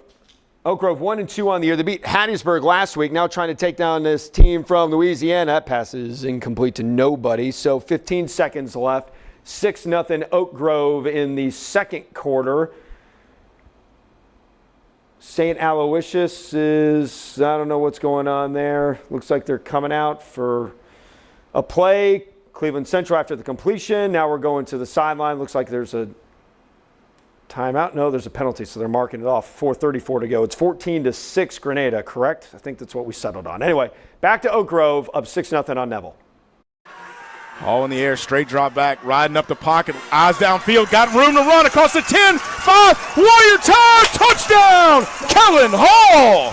What a play by Kellen Hall. He sees the open field in front of him. Nothing open in the passing game, just decides to tuck it and run. Hall really not known for doing things with his legs, but he is efficient there. Give him 6. And the Warriors take advantage of the man coverage by Neville, giving Hall a lane to run in with plenty of real estate out in front, and Kellen takes advantage and picks up the Warrior Tire touchdown with 6 seconds in the half. Snap back. It's up and no good. So again, the Warriors unable to convert.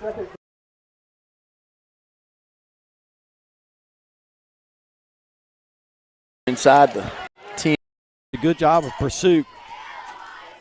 Chance Graves with the initial pressure that flushed him out of the pocket. Here comes the motion. 12's going to take the snap. He's going to follow that guard, and he gets smacked. He got hit that time. Yep. Jerrion Reed said not so. Lambiot. And Lambiot gives it to Bradley straight ahead. He's going to be hit by Walker Probst. And he got some help in there. Ball comes out, and they're going to say he was down, however. Probst with the initial contact. The hit that jarred the ball loose after they blew, I guess they blew the whistle, just prior to that ball getting knocked loose. Trip Wimberly. Well, there's an 8 sitting to the left. Trying to get us to jump. 15 seconds on the play clock. They're going to look to the sidelines. They're not getting the play call in quick. They're going to use a timeout. Kind of wasted that timeout. 2 backs in the backfield, 1 on either side. Lambiot rolls to his right, wants to throw, gets his pass away, almost intercepted by Fondren at around the 31-yard line. Going to be close as to whether or not Tristan could come down in bounds if he was able to make that catch. And we'll watch the GoMart replay here to see. I think he probably could have got. Going to flip it out to Jamarian Robinson out in the open field, and he will step out of bounds, but the half does indeed come to an end, and Oak Grove will head to the locker room up 12-0. Was the go-to target on the last 4th down pickup. They roll to the left. That's exactly who they're looking for. He's under pressure, throws his pass up in there, looking for Andrews, and it's almost caught out there by Andrews as the only coverage out there was Cooper Atkins. May have gotten a hand on it. I'm not sure. Big pressure applied that time by the Green Wave defense. Can't tell us who's back there.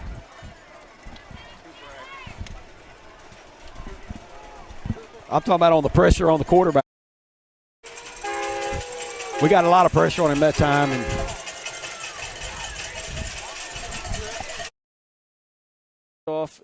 kickoff sponsored by Divine Dentistry, and that one's going to sail deep into the end zone for a touchback. So the Admirals will start the second half on their own 20.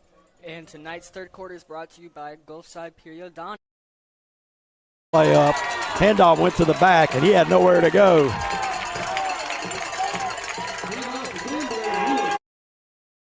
Package. Looks like they're balanced up this time. There's a snap. They're going to try to run it to the right. Oh, that's a nice stop. Field. Yes, sir. Oh, I bet he called face mask. I bet he called face mask. They called face mask. I bet he called face mask. Number 16, Dollison was in there. Yep, Told there you. it comes. I tell you, man. That's a really bad call. That's a bad call, man. That's a bad call. Houston wants to throw, sets up the screen. Pass is going to be dropped. Intended for Lee. It was a little low out there. That time, too much pressure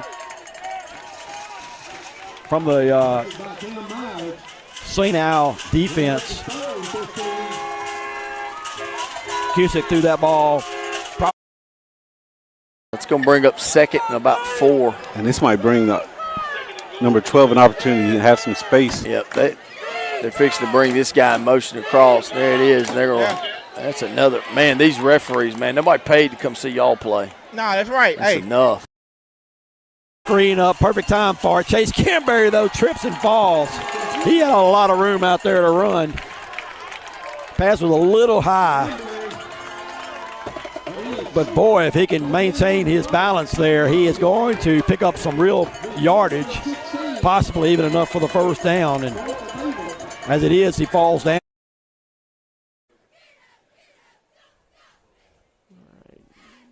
Nettles going to hand that one to Cooper, and he's going to push ahead. He's met pretty close to the line, but going to pick up about 1.5 yards there, so second and long coming up. This one is from... Is that a penalty? There we go. I saw it. Goes. Yep. He just celebrated and tried to dunk the football over the goalpost. He missed the dunk and he got the flag. Right. If you're going to do it, might as well get your dunk in. So that's going to scoot them back again, and that's why they have 6, because earlier on their first score they made the extra point, but had too many people on the field and had to scoot back.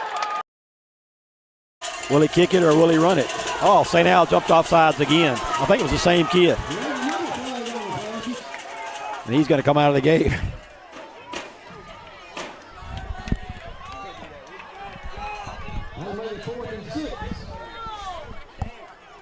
So 10 yards picked up, and now Cathedral's maybe thinking of, they're going to say false start against the Green Wave. Well, 75 probably wants to go back in now since it wasn't. Got to be a little bit more accurate in finding your leading man. Phillipson will fake the handoff to Hayden, keep it himself, spins away from one tackle, but is dropped at the line of scrimmage for no gain. 3rd down and 10 upcoming.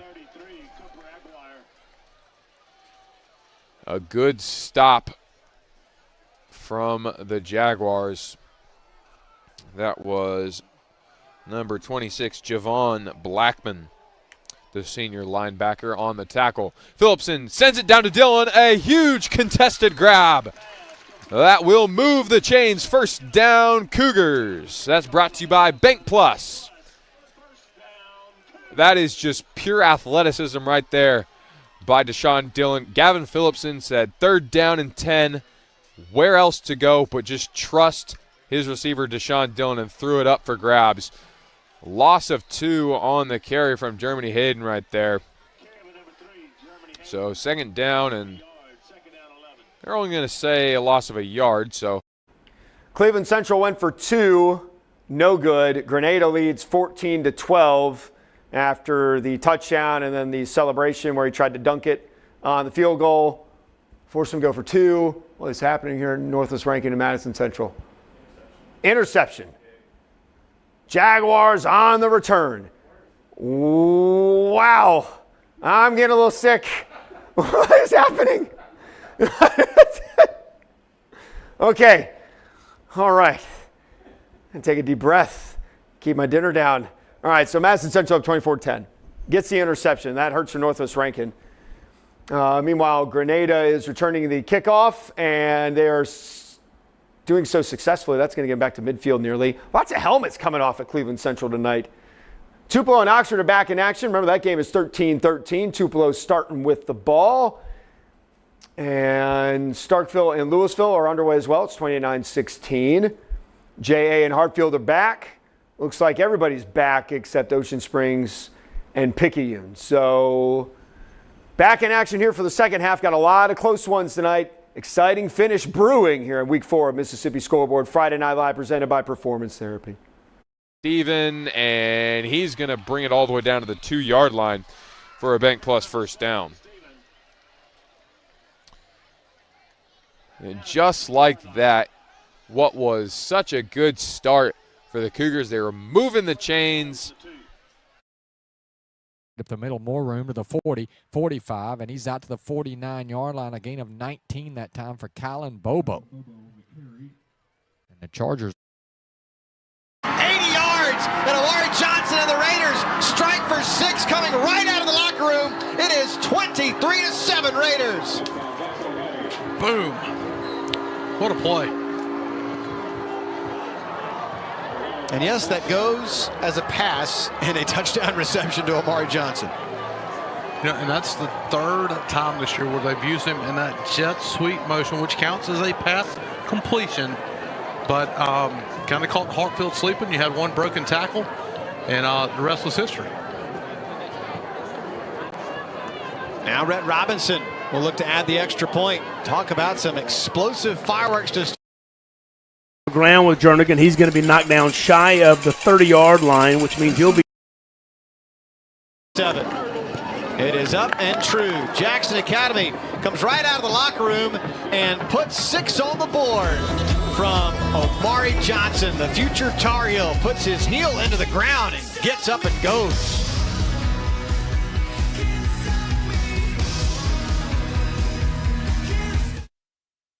On this episode, 208 sophomore for the Yellow Jackets. Tackling Jernigan is not easy, and he manhandled him. Big play. Yeah, big fourth down, big stop here. Kylan Boyd and Trey Tippett, man coverage on the outside. They're going to give to Jernigan. He's not. Oh, now he's going to get it.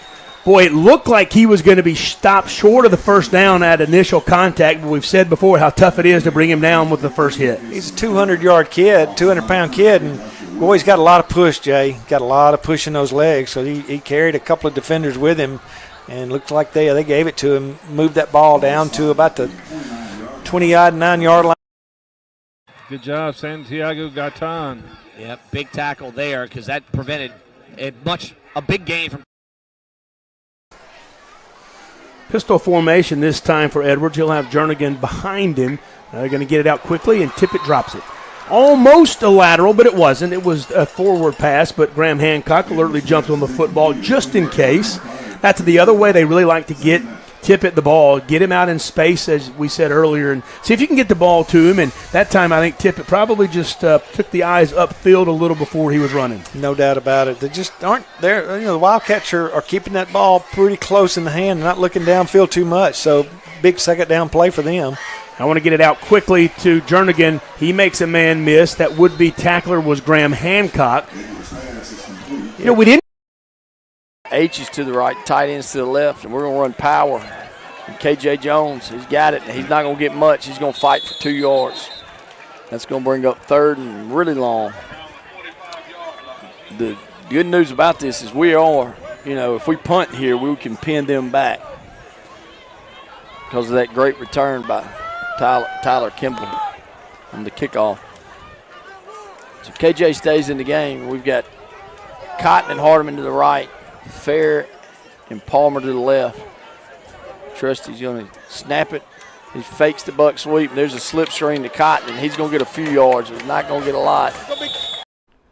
So Madison Central turned the interception on Northwest Rankin into a touchdown. It's 31-10 Jaguars over Northwest Rankin, 7:43 to go in the third quarter. Grenada and Cleveland Central already in the fourth. This is Petal and Gulfport tied at 10. Petal about to punt it away. Never know what can happen on special teams. Let's see if they get it away, and they do. So Gulfport will be returning. J.A. back on offense, up 24-7 against Hartfield, as there's a decent return for Gulfport. Tupelo and Oxford still tied at 13. Louisville trying to mount a drive, but on 4th and 3, the Starkville defense comes up with a huge stop. So Louisville will come away with nothing on their opening drive of the third quarter. Great defense by Ladaniel Jordan for the Yellow Jackets in the far right corner of the end zone. He's about 5 yards in the green, but he had nowhere to go with that football. Everybody was defended back there on the backside and just nowhere to go. Could have thrown it away and saved. Handoff fullback again. It's a keeper, quarterback keeper. Bailey. And Jacoby Bailey does not fall for it. Oh, here we go. Well, that was our guy. 51 was in 53. We need to give Mr. Permenter. That's Coben Moore. Yeah. Coben Moore was being grabbed by our guys and getting him out of it. They would say, get over here and just be quiet, and they pulled him back. Every once in a while, a defensive lineman in football will just do something unbelievable like that. So that kid's got a personality, guys, and he thought he could get a flop there, I guess. To get away from trouble, but cannot, and the Raiders are going to turn it over on downs back near midfield. Raiders had a great opportunity to throw a little knockout blow and could not. The Hawks respond well on defense. Nettles pulls this one, rolls out to his right. Oh, fired it into Mylan Stubbs. just couldn't quite handle it. And Parker took a really good shot from a pass rusher there. There's a flag down on the opposite side of the field. Let's see what that call is. One of Petal's defenders is indicating it's against us. And, yeah, man downfield. That was 65 Jacoby Ray. Yeah, when the flag was thrown, he was a good 4 or 5 yards downfield there. If he doesn't get tripped up, he might have gotten a really good head of steam. Bayard Kennedy able to recover along with TJ White on the completion to Coleman Yoder, his favorite target tonight. Matheson got him tripped up a little bit right there.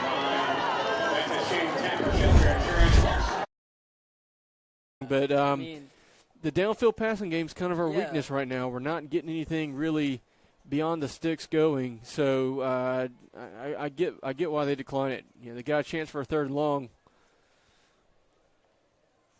Let's go for it. Oh, screen to Cooper. Oh, I think we were really close to having a great play there. Yeah. The one Panther right at him, Caden all day, just couldn't quite. It's a pitch to Dennis on the left side, and he turns up, and he's still on his feet. He's across the 20, and Eric Johnson was getting held as well downfield, but no flags, and so big time. Eric Johnson still on the ground. Come on, big boy, get up. He is injured on the far side of the field on his back.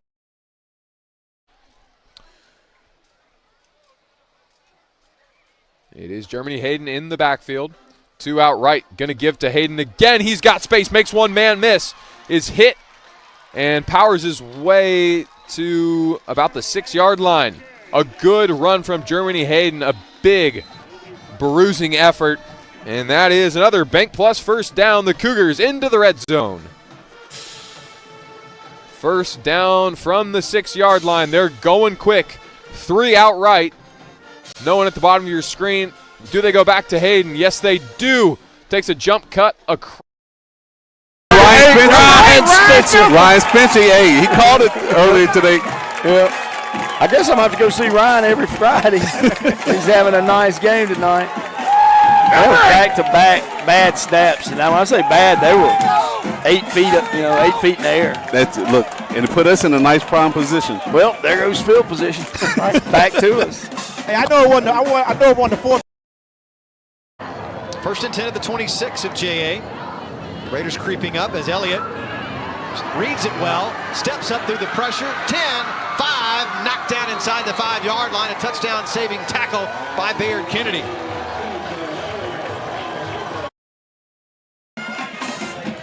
Eli Palmer's barking something out. Probably going to see power right. And there it is. And he got nowhere to go. Well, those 2 guys came off the edge and hit him at the mesh point almost. Got to be quicker. Yep. We're at the 8-minute and 15-second mark. So the Chargers got a 14-12 lead, and they're on about the 3, maybe the 3-yard line, maybe the 2. We're going to go slot right with Cotton and Hardeman. Yeah, we are on the 3-yard.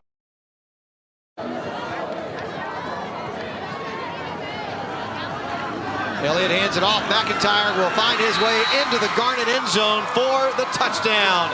As little shouting at each other will go between those 2, but cooler heads prevail as the Hawks get 6, and it's now 24-13. Nice answer right there by the Hawks. Got to stop. In single coverage. And it's a go route to Chopper. And he's got to step it. He's got to catch. And that thing goes. Take it to the hay. And he goes. Oh, baby. He won't catch him. Down. Oh, man. Call it up. I started to give him 5 when he ran by his guys. Oh, I'm glad you didn't. A 99-yard touchdown completion from Chalmers Berglund to Sherrod Whitehead. You cannot throw that ball any prettier, and that guy is fast. Oh, my. He just followed that guard up in there. Great run by number 2, Jaden Curry. Yep. it's good having someone like Curry that you can throw out there, and they've been working packages with him all year. Right. So for those type situations and for different situations where you need. Here's Netherly. All right, so big good. We entered the Because the receivers were too short. For the first time in Mississippi Scoreboard Friday Night Live history, presented by Performance Therapy, we have a 99-yard touchdown play. That was amazing by Ocean Springs. 49-28 over Picayune is the count. Great play after getting a stop on Picayune, who looked like they were about to make it a one-score game, get the turnover, and then they turn it into 7 big points. They're up 21. Petal and Gulfport have not scored as many as Picayune and Ocean Springs. It's 10-10 in the third quarter. Petal with the football, still 13-13. Tupelo and Oxford, 29-16. Starkville over Louisville. Oh, there goes Bobo. Bobo's on the loose down the sideline for the Golden Wave. So now the Golden Wave are in the red zone against the Oxford Chargers. They're putting up a good fight tonight, but Tupelo trying to take back the lead. Northwest Rankin got a touchdown in the midst of all of that craziness. It's 31-17, so they're hanging in there with Madison Central. 5:15 to go in the third quarter. Waiting for J.A. and Hartfield are back. Hartfield got a touchdown, so it's 24-14. The Raiders back on the field. And a good stop there on first down. So that is where we're at. We will hang out now with Petal and Gulfport. We've got a long way to go in this one. This one's going to be a quick swing pass out to number 17, Marcus Moody, and I think we're going to get called for the face mask there. So, the bad thing is we missed a tackle on the face mask too. So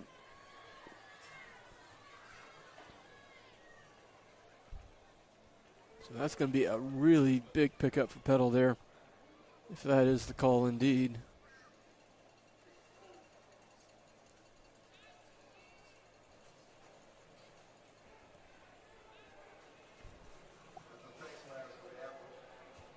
So I think he picked up about 17 on that play originally, so they're going to add another 15 to it. So again, Jacket defense. Wildcat quarterback in trouble and sacked. To Brown up the middle, and small gain there. Well, they're going to give him a few extra yards there, fighting through at the end.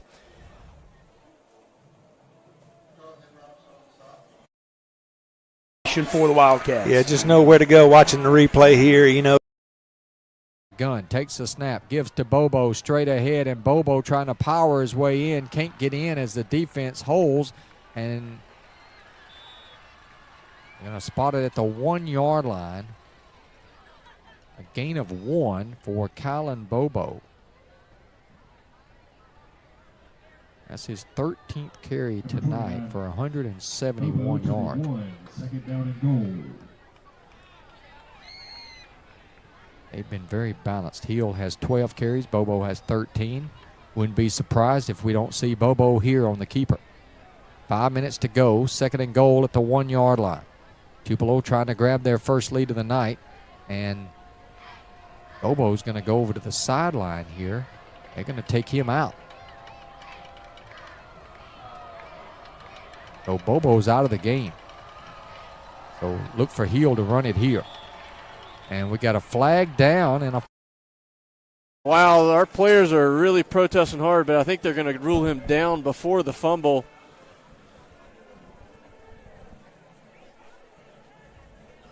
Trey Peters was all over that ball, but I think the ruling is he was down before the ball came out.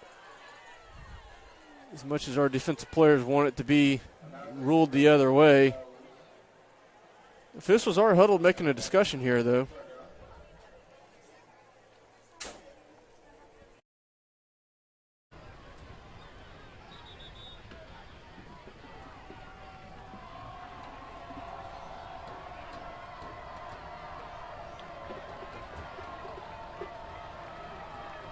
So here we go at the handoff to Walker, and he is cross and down at the 1. Flag comes out at the end, and another late flag coming in from the side. Not sure what that one's going to be for. I think the first flag is going to be a face mask on the tackle.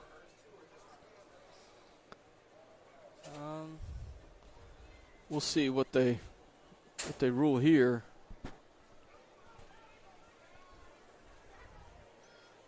For 29.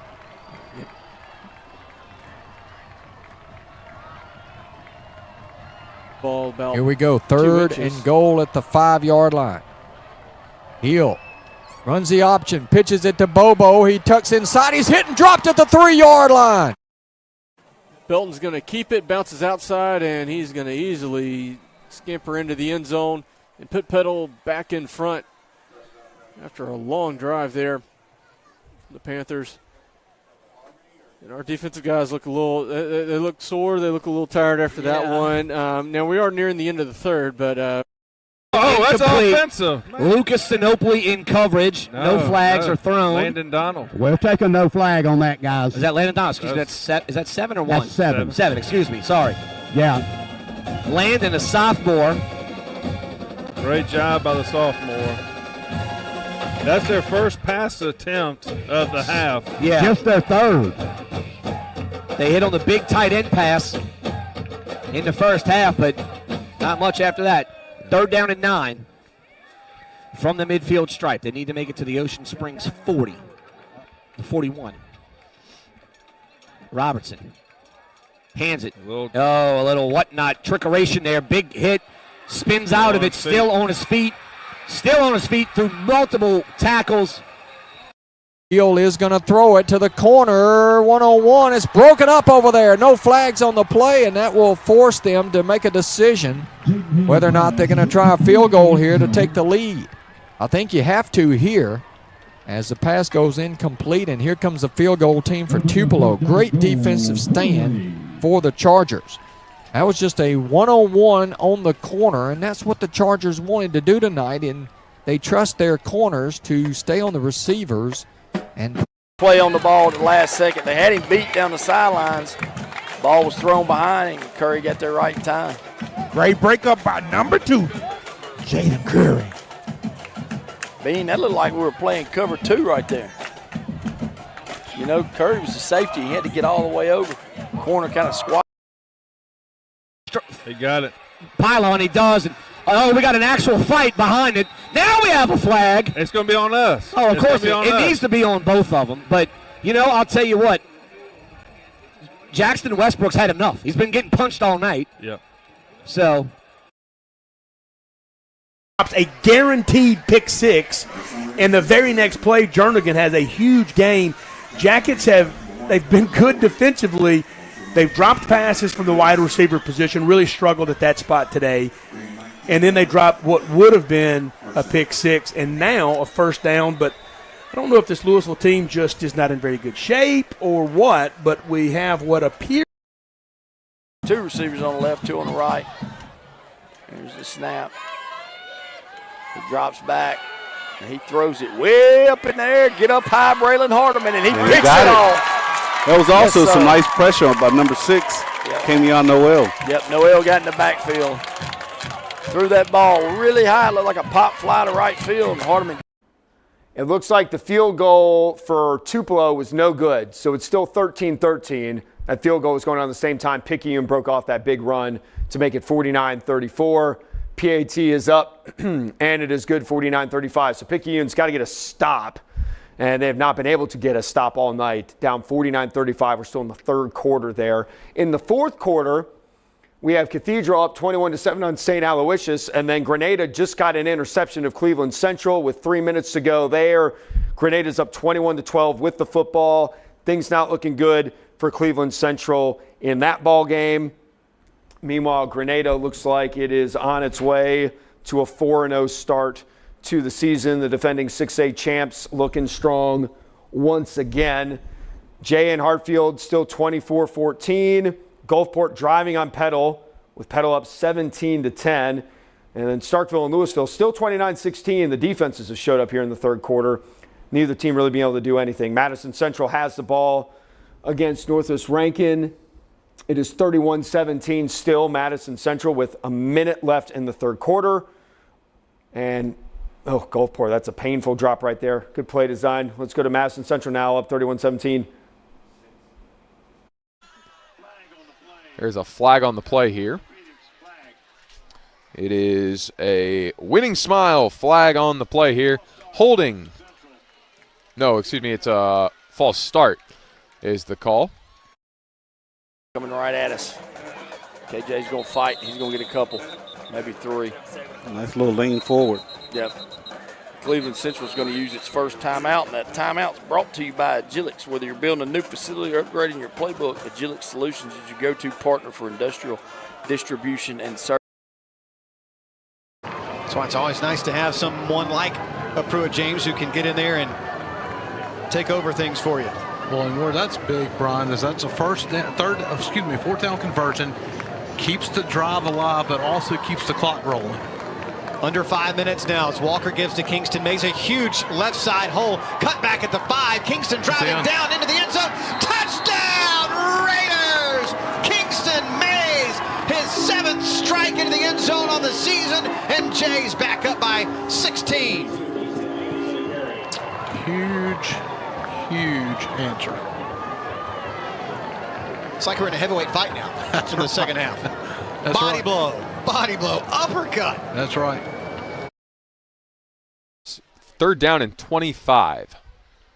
Snap to Smith. Just going to hand it off, and he's bottled up right at the line of scrimmage. No gain. 4th down and 25 upcoming. I'd have to imagine you punt it right here. And that is going to bring us to the conclusion of the third quarter. Your score, Jaguars 31, Cougars 17. We'll be back with your fourth quarter of action here in just a moment. Dentistry. There you go. Right. Alfred said something about KJ, man. You caught me half sentence. I've been waiting all night. Coach Ferris said they have a new formation. They call it Bull, and that's it. He's got 2 tights, 2 H, and they're going to snap it directly to the to the running back. So we got receivers. Hey, Malik. I got Malik. Malik, how bad you want to get in? Pretty bad. Yep. Take your time and heal, man. Take your time and heal. You got a receiver to the left, 1 to the right. Eli Palmer and Fair to the right at H and tight end. Here comes the snap. Preston gets it. He gives it to KJ Jones, and he goes through there, and he gets about 1 yard, 2 yards. It's a minute 22 and counting. I'm going to tell Hands this time for the Jackets. Want to run to that side, the short side, but there's just nothing there. Flag. But good coverage on the talented wide receiver for the Tigers. So 3rd and goal. Here, Oak Grove, you got to keep an eye on the tight end. It's number 47. Robinson checks that one out of the backfield down to Blackston, and he's tackled after a gain of about 3. So that'll bring up 3rd and goal now from the 3. Oak Grove with good coverage there. That's Jay Barnes. Tell you what, Barnes, you wish we could have just got him in the backfield on contact. Give to Blackston. Touchdown, Tigers. Well, that was just hat on hat right up the middle. Neville Tigers getting a big push up front. Tell you what, nobody on the second level able to step up. You said it best, Lance. Big push by the Tigers.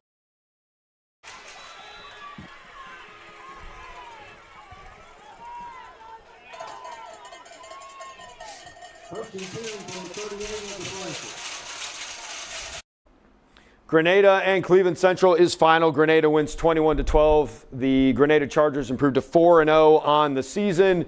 Cleveland Central is going to fall to 2-2. They have a double bye the next couple of weeks. Probably couldn't find another game. Their next game is going to be at Holmes County Central on October the 10th. Meanwhile, Grenada is going to be at Oxford next week. That should be fun. So the 4-0 Grenada Chargers will go to Oxford to take on the 4-0 Oxford Chargers. I don't know. Oh, there's a turnover. Was that a fumble? Fumble there. J.A. recovers. Tupelo and Oxford, as I was talking about, go into the fourth quarter, 13 all. Good game brewing. between the Golden Wave and the Oxford Chargers. Let's see how that we'll be able to watch the end of that one. Petal is still up 17-10 on Gulfport. Petal has the football. St. Aloysius still trailing Cathedral 21-7, and Starkville still has a 29-16 lead on Louisville. There's 40 seconds left in the third quarter there. If they get a stop here, they will. Nothing you can do about it. Play in the pocket, slings it over the middle, finds Noah Williams. He's got room to run out towards the sideline. The 40. He is dragged down past the 30 into Jaguar territory, and that was a big gain, a bank plus first down. In coverage, making the tackle was Tristan Watkins, but not before Noah Williams has himself his best gain of the night. He's been quiet, and we talked about it pregame. Against Clinton, he had no catches, and that had to change. The handoff to Hayden is brought to the outside, and he's dragged out of bounds just past the 25. That was a long way to run for 2 yards, about 3 yards maybe. As he's at, the 24. But again, like I said, Noah Williams had to be more involved, and there he was. A big play to bring the Cougars into plus territory here. Hand off to Hayden. He'll cut up the middle, gets it out toward the 20. Points created by old number 14, TJ White. That play right there. And the recovery, the strip sack recovery, all by TJ White, results in 6.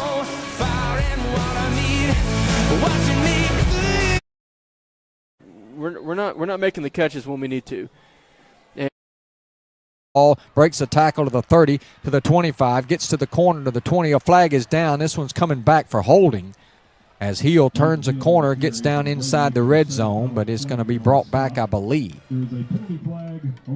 As Heel, that's nobody in the backfield that time. He just took the snap out of the Wildcat. Get out towards the corner, contested play and broken up. Intended for Deshaun Dillon. In coverage there was Connor Green, the senior cornerback. Good play there by Green. That was actually Marco Stapleton that was intended for, not Dillon. Dillon was on the far side left. But that's a good throw to make. You've got him one-on-one in the corner of the end zone. Gave him a chance to make the play. Phillipson has a clean pocket. Now he's dancing. Rolls out to his right. He's got room to possibly run. Slings it across the middle. Oh, it's broken up. He had Dillon across the middle, but a good play again by the Jaguar defensive back. In coverage again, it was Connor Green. Having a very nice series right here. And motion to the right. And Crosby's going to get the handoff the opposite way to the left, and Petal's ready for it, and that's going to be a small pickup at best. So we're going to be facing another 3rd and long. Lined up against Tristan Watkins. Down on the bottom side, then 2 up top. It's Williams, and Phillipson is looking towards him. He takes off and runs. Can he get there? He does. Gets it past the 5-yard line. That Cathedral and St. Aloysius' final. Cathedral wins 21-7. It's the 4th win in a row for Cathedral over the Flashes. Cathedral is going to be hosting a mid-school center next week, while St. Aloysius is going to be off. St. Aloysius will be hosting a mid-school center, and Cathedral will be hosting Jackson Prep in 2 weeks. They are off next week. Perhaps more importantly, his helmet just came off, so he's going to have to come off if we across the way. Robinson bobbles the snap, but does get it to Robertson, and he'll pick up 2 yards on the carry. Warriors are in desperate need and Robert of a turnover. Son makes the tackle for Oak Grove. It's too much. We're not that good. We can't handle this up here. Robert's son. Julie Robertson. Play fake. Robinson going to flip that one out, in and out of the hand of Zaylin Young. That's his second drop of the night, and gain thankfully on the play for Mikkel Steven. So second down and 10. You can look at it all in red, but 5-touchdown Tupelo. Bobo straight up the middle, breaking tackles, just couldn't get him on the ground, and he takes it all the way to the end zone. Touchdown. The Golden Wave take the lead for the first time tonight. So that was a 28-yard run for Callan Bobo. And he is over 200 yards now on the night. They want 200 chance. In on the tackle was Matias Silva. Only 1 yard on the play. 3rd down and 9 coming here. If you get this stop, you still have a chance in the ball game. If the Jaguars are able to move the chains and sustain the drive, it gets real difficult for the Cougars to make up the 14 points necessary. He's got time over the middle, nowhere to be found. And Tylen Hutchins. Hard and now and then they're starting to depend on him now. Hey, when you think about, hey, run the clock, move the football. That was only second down, wasn't it? And the Animals have it! Animals have it! Javon Anderson on the recovery. Let's go! Big play there. DeAndre Williams, a guy who's had a phenomenal year so far on the defensive side of the ball, came in totally unblocked around the edge. Belton never saw him, went for the strip. Javon Anderson, one of those stalwarts on the defensive line, fell on the ball. That is the first turnover of the game, sponsored by Amy Olson of Owen & Company Real Estate. Could not come at a better. Get out of here tonight. Be interesting to see what the Jackets elect to do if they don't pick up the first down here. A field goal makes it 2 scores with 2 touchdowns, 2-point after conversions. However, it's still a 2-score game. So if Starkville doesn't pick up the first down here, Steve, I would not be at all surprised. Final score from Madison Ridgeland Academy and Jackson Prep is MRA beating Prep 49-21. MRA is just hanging up points with ease this year. The last 4 games, they've gone 47-49, 62-49. They're 4-1. They are going to be at Jackson Academy next week, and what is going to be the MAIS Game of the Year. It is looking like they're going to be the 2 top teams in the MAIS, the way things are shaking out right now. Jackson Prep is, hold on, just pay attention to the action. Excuse me. Jackson Prep is going to be hosting Hartfield next week. Northwest Rankin lost the ball near the goal line on their last drive, and now they just about lost the ball again here, and they did. I don't know what happened there. I don't know if he's trying to pass it and lost or whatever, but just another brutal turnover for Northwest Rankin as the Madison Central defense gets another big play. Starkville and Louisville still 29-16, been that way since the second quarter. And then Jackson Academy is in command of Hartfield right now, 38-14. Tupelo up 20-13 on Oxford. We just mentioned Cathedral went final. Ocean Springs 49-35 over Picayune right now. Picayune has the football. And here comes Gulfport. Let's go to 3. Gulfport just had the strip sack, and now they are trying to punch it in. And why does this happen every single time I transfer to something? There's a timeout. Let's go to Starkville. Starkville against Louisville. Here's a 4th and 5 incoming for the Yellow Jackets. Go down to 3-2. They're going to snap it. Looking, throwing, Phillip Swan. Caught at the 10. There's Phillip Swan. He dropped the ball earlier in the ball game, but not this time. The big senior tight end has a huge first down for the Yellow Jackets. A goal-to-go situation from the 7. Yeah, I talked about him a lot in the first half, and just didn't seem to be going to him enough for me. And then all of a sudden, when you need him big time, big, tall frame. Cooper Gwynn and Jaqueline Peters sent them both in motion across the line, but messed up somewhere there. Another handoff to Cooper, pounds up the middle. Another flag coming in from way away. see what this one gets called. It's another pre-snap penalty on us. So we're quickly, again, kind of having those pre-snap penalties, making a mess of the situation here. I remember last week we did it early in the game where we had the 3 consecutive false starts, and that really kind of killed our first offensive possession. This one, the most important possession. Jackets could have snapped it. Louisville couldn't get a guy on the field, but the Jackets were a look with me. Kingston going to keep it. Needs a block. Gets one to the outside. Boy, what a great job by Bray Jenkins. The throw back to Cooper, and he's got it. Touchdown.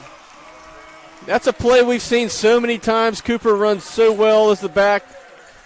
Quarterback steps a little to the right. Cooper runs the wheel to the backside.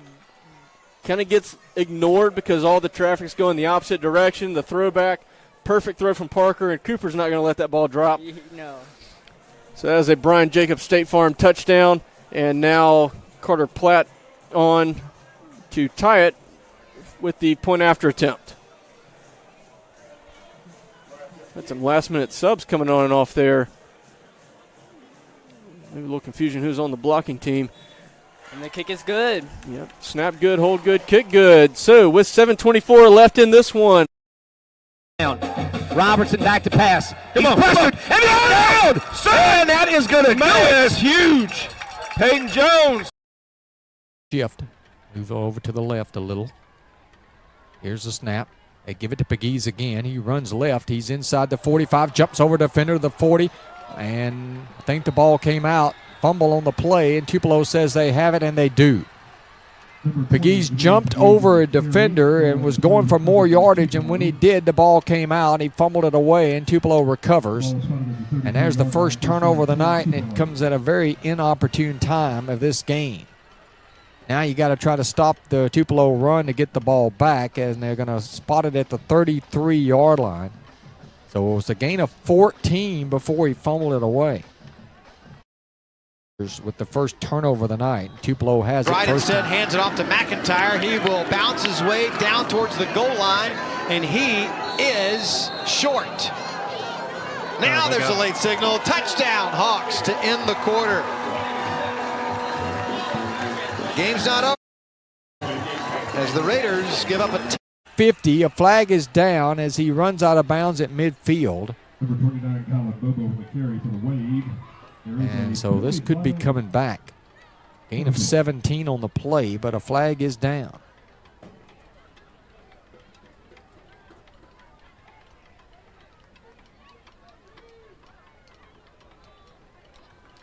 Holding against Tupelo. 5-yard line, going in. Yeah, 26. Pulling To guard, Baggett, Baggett. right side. He's got room. He's across the 20. He's got the first down inside the 10, and he is going to be. Stepped out. He's set down at the 3. Yeah. A 23-yard Citizens Bank first down run by Solomon Baggett. And Jacob, he just got to the corner and blew away. Across the line. Here's the snap. They give it to Bobo off the left side, and Bobo dragging a tackler out to the 39-yard line for a gain of 6. Bobo on the carry for Tupelo. It'll be second down and 4. This is probably the best offensive line. Real hurry here. There's still plenty of time left. No need to panic here. Another handoff to Brown. 35. I think he's keeping with that average of 2 touchdowns a game. That's right. That is exactly, Sam, what Ocean Springs needed to do with the short field. Yeah, now. Going to try to give it to Tippett on the end around. Jackets not fooled at all. Hard run. I just, lowered his head and his shoulders to try to push somebody back, and 4-on-1 doesn't work, and then a little jawing going on, but just a great defensive stop by a host of Yellow Jackets. Wildcat. Stop the clock. Not too much harm in it. Going to go over the middle to Stapleton again. He's going to bounce off one tackle, and it'll be a modest gain, about 5 yards. It is 3rd down and 5 now. Wow, that's a tough spot. Not going to give him any forward progress. They're putting it where he went down. And it's 3rd and 7, only 3 yards. And that's a false start. 2nd and 5 now for Oak Grove. Hall to put it in the air. It looks like sides. He's got 10 seconds still on the play clock, though, as he stopped and looked over to the sideline. And they do snap it. He'll run into the left, and he is going to get the first down as he turns the corner. I thought for a moment there we might have him stopped there, but he was able to turn on the afterburners, get around the end, and turn it into a first down. And we'll see where he went out of bounds. In Charger, close to Charger territory. They're going to call a hold. In the game. Little stutter step by Causey. Keeps his feet. And a good run by Roman. Takes it down to the 40-yard line. Makes it very manageable.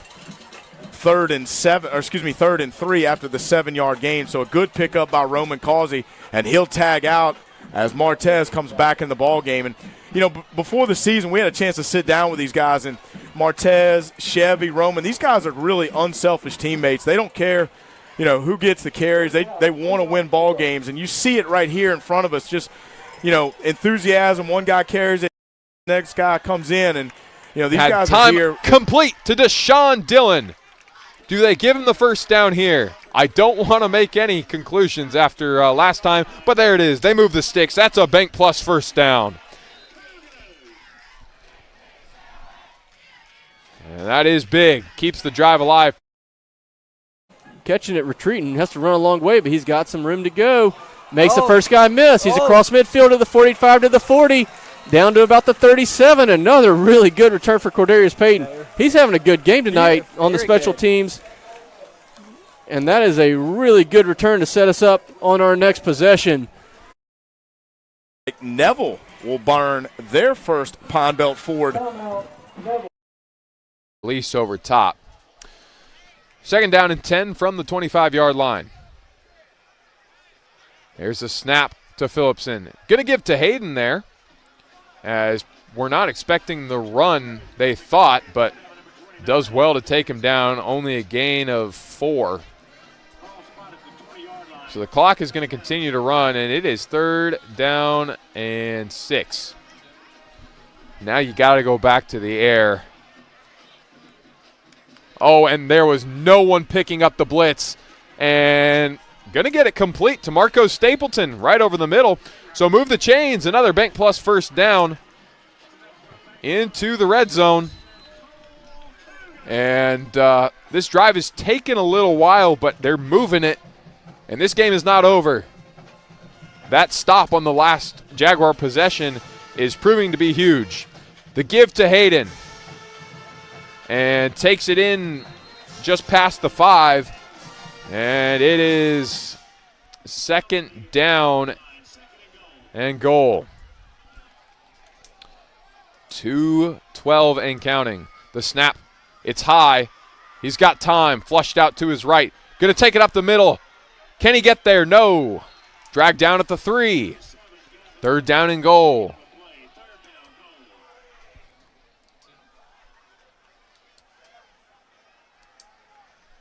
So 3rd down. Got to punch it in. The give to Hayden. Is he in? Yes, he is. Germany Hayden in for a Cougar touchdown. Make it a 1-possession ball game. 1:43 to play.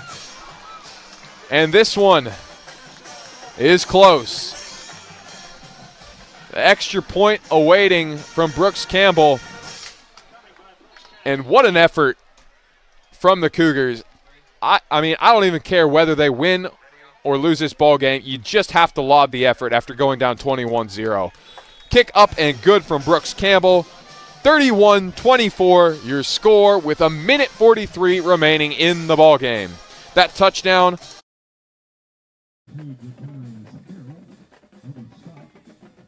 This may be 4-down territory, even though you're in your own territory. Empty backfield now. Dean's going to take the snap, pump fakes, looks down the field, throws over the middle. He's got his man. Is caught up at the 46-yard line, and that was number 88 on the catch, Kevin Smith Jr.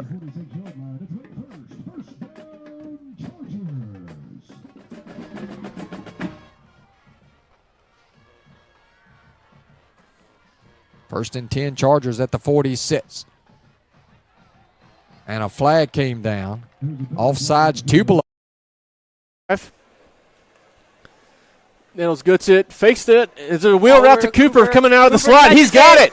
He's going all the way. Touchdown! That is a Brian Jacobs State Farm touchdown. Cooper Crosby's second receiving touchdown of the night, third overall. And that puts the Admirals in front once again. Like that a lot. You know, they had the pump fake on the receiver screen. Cooper looks like he's. And Pegues battles his way down to about the 46. Straight ahead for about 3. Be second down and 2. Second and 2 for the Chargers at the Tupelo 46-yard line. We're down to 3:32 to go in the ball game. Dean working out of the gun at the 46. Takes the snap.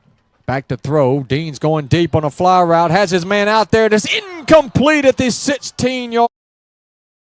15-yard line. Jaden Jones going to keep adding it another game to the side. mix tonight. It is Clinton and Pearl. The Arrows up 21-13 on the Pirates. Clinton 2-1 on the year. Pearl 1-2 near the end zone, down at about the 1. PAT good for Gulfport, so Gulfport is up 24-17 on Petal. 4:37 to go. The Panthers are going to have to mount a game-tying drive here. Hartfield not dead yet. Oh, but a bad snap or bad handle on the snap. It's going to be third and long now for the Hawks, who are down 38-22 with 8 minutes and some change left in the fourth quarter. We have Oak Grove and Neville. It is still 12-7 Oak Grove over the Neville Tigers from Monroe, Louisiana. Timeout for Oxford against Tupelo. Tupelo up 20-13, but Oxford has the ball, trying to also mount a game-tying drive. So 2 teams down with the ball, trying to even up the scores in their ball games. Go to Hartfield now. 3rd and 16, and it went nowhere. So they're probably going to go for it, down 2 touchdowns. Clinton still waiting there with 3 minutes to go. Got a lot of replays. Love the replays. And Northwest Rankin down 31-24. Can't forget about them. They got a timeout there. Not sure who has the ball right now, but remember, Northwest Rankin has been just chipping away. They've had some bad turnovers. Oh, that was nearly picked off at J.A. Read it the whole time on 4th and 11, so that's a turnover on downs with 7 minutes left. J.A. is going to take over. Let's go now to we got Oak Grove driving. Oxford, Aaron one out down the middle. That's incomplete. Watching Oak Grove now. Kellen Hall in trouble. Running around, has nowhere to go with it. What's he going to do? He's going to take off. And he's inside the 5-yard line. Way to keep that play alive with his team up 12-7 early in the fourth quarter. Let's go now to Petal and Gulfport. Yep, Petal and Gulfport. Petal starting their drive down 7. 2 times to throw downfield to him. Kind of expected more there. Oh, that is a big hit right there. Going from Marcus Moody. Again, that's that long distance pass across the field from the far hash. A lot of time for that ball to come, especially with the high school quarterback's arm strength. Yeah. And right as the time the ball got to Moody's hands, he got hold for this one. So Sam Nicholas off the field. We have movement up front by Oak Grove, I believe. So delay a game. To the running back Evans, kept it to the far side, trying to rush it into the end zone himself for the second time here in the second half, but pushed out at the last minute, that time by Jaden Thomas. Yeah, that was a huge play by Mr. Thomas there. 27-yard attempt for Miller. Commercial stationary field goal. Snap is back, kick is up. and it is good. So Cooper Miller drills it with 10:56 remaining to put the Warriors up by 8. Big kick for the senior. Exactly what you were talking about. Yeah, the junior. What you were talking about Brad, confidence. And he may need to rely on him here at the end of the football game as now the Warriors cling to this 8-point lead. 2:25 and counting. It is 3rd and goal from now the 2-yard line. Yeah, we need to be vigilant here for the pop pass again, and then watching number 1, making sure he's not booting it out to the right or left. Clinton with everyone loaded right up the middle. Jaden Jones going to keep it, and he tried to quarterback sneak it up the middle. Nowhere to go, but he bounced to the outside, and he runs it in untouched on the right side. 2 yards out. Jaden Jones for the second time here in the second half. Runs it in with 2:07 remaining here in the fourth quarter. The Arrows take a 27-13 lead.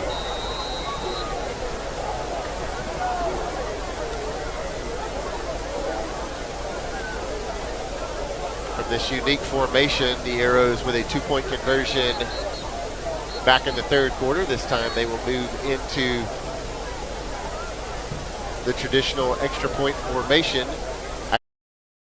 Dropping back to pass, pressured heavily right there. Good pressure. That was Nick Strickland and Javon Anderson got to him. I think they got it on him through that pass off target a little bit. To the right, he throws incomplete. And that's going to actually, he says, no, he didn't catch it. It wouldn't have mattered. It was not enough for the first down. And that's going to turn the ball over on downs. Nobody open. Good coverage in the secondary. And when we forced the fumble.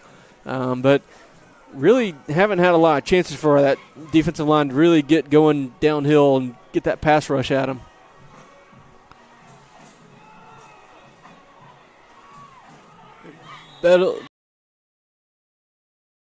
Elton's in an empty set, and Petal's coaches look like they weren't quite happy with the setup. Play clock was low, so Petal's going to call their first timeout of the night.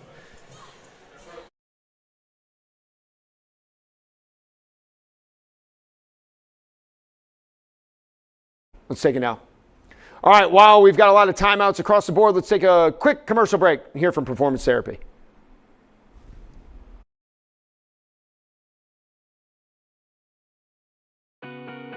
Hello, my name is Brooks Fortberry. I'm the director at Performance Therapy in Clinton. We're a clinic in town that offers physical, occupational, and speech therapy for adults and pediatrics, which helps kind of set us apart a little bit in this community. On the physical therapy side, we're able to treat orthopedic injuries, knee replacements, rotator cuff surgeries, anything like that. But also we offer pelvic floor physical therapy for those people that need that, and pediatrics. And our occupational side and speech side also treat adult and pediatric patients. Because we offer all 3 disciplines, we're able to try to give a wide approach and really see anything that's needed in this community. Our clinic's really willing to go the extra mile and help patients however is needed. If you have a game, we want to go and support you and see how we can serve you in that way. If it's at your daycare, we're willing to go visit that and see how your kids need accommodations or treatment with that. So we're willing to do whatever's needed and be there every step of the way for you in your recovery. If you're in Clinton, you can reach out to us specifically, but if you're at any of our other locations, feel free to visit our website, performancetherapyms.com. We are Performance Therapy, hands-on treatment, comprehensive care, proven results. Down yard past the line of scrimmage and really fought forward and picked up an extra 5 or 6 yards there after the fact. So he picks up a first down. Gulfport's got an injured player down. I believe that's Cortell Crandall. Up 3. And we'll probably get another Oxford timeout. It's going to be 3rd down. He picked up 6. Corey Howard, and he's trying to get to the outside, and he's pushed out of bounds after maybe a 2-yard gain. Looked like the same play that went 80 yards to the house at Madison Central. Yeah, very same sweet play to get him outside, get your speedy guy outside. And so I don't mind the play. However, if he gets tackled in bounds, I mean, that runs the clock down, and then you're pretty much Clock's still running anyway. Yeah, I was going to say the clock. But right now, they're just trying to stop Jay from scoring again. Raiders trying to go over 40 for the 4th consecutive game to start the season. And they got an extra. Oh, he missed. I didn't see the top of the. That ball bounces up, and nobody knew where it was.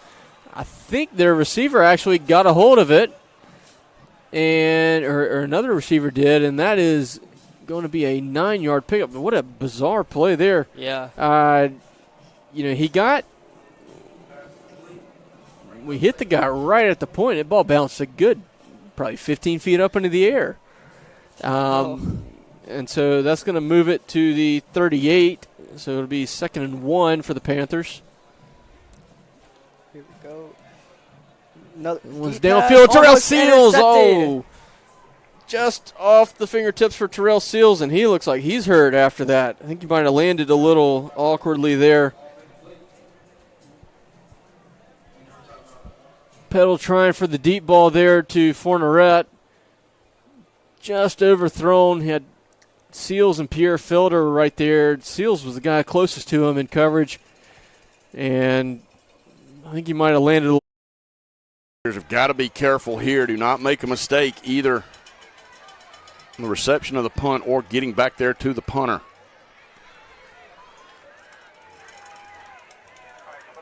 As that one will head out of bounds at the 19-yard line. And guys, there was a lot in the, we heard it in the community. We talked about this last week when the Warriors struggled defensively against Starkville and against Germantown, and everybody was just kind of wondering and what asking us questions, and let me tell you what, in the last, almost 2 ball games, almost 2 games now, the Warriors have given up defensively 1 touchdown in almost 2 games. So again, Coach Gary has done a phenomenal job with these kids teaching. It was just a matter, there were a lot of youth, a lot of inexperience. And now looks like we can't get personnel right. Peyton's going to run him down from behind. He's inside the 10. That's going to be goal to go. Looked like he had him contained. I think we kind of might have. Fair catch called for by Gregory. No choice but to call for a fair catch. The defender was right there looking at him at the 24-yard. Chains are a little slow going, so I don't know if it's goal to go or not, but there'll be another run play. Didn't pick up too much there. Yeah, they're laying down the chain, so it is goal to go. So 2nd and goal on the 8.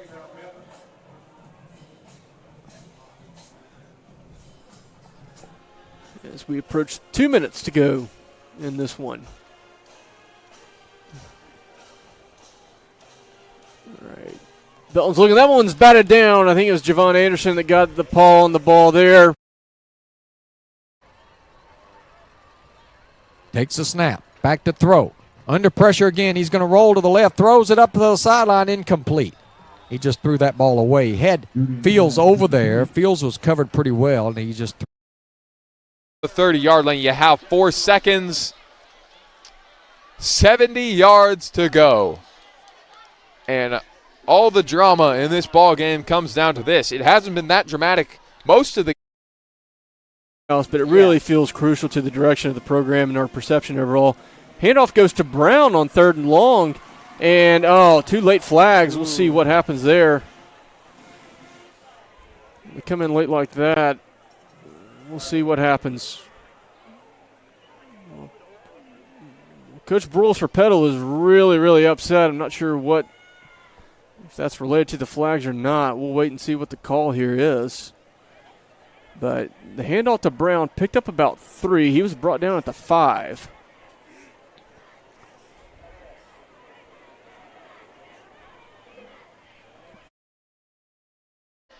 for the Jaguars all the way back at the 35-yard line of their own. And they're going to go to Deshaun Dillon. They're going to play the lateral game. Flips it back to Dillon. He will throw it backwards. It's caught, and that will. Moving it forward now, that is not a automatic first down. So it's 3rd and goal from about the 3 now. And that one's going to be a handoff up the middle, and it's going to be real close. And they're going to stop him short at the 1. So now we're looking at 4th down and goal from the 1.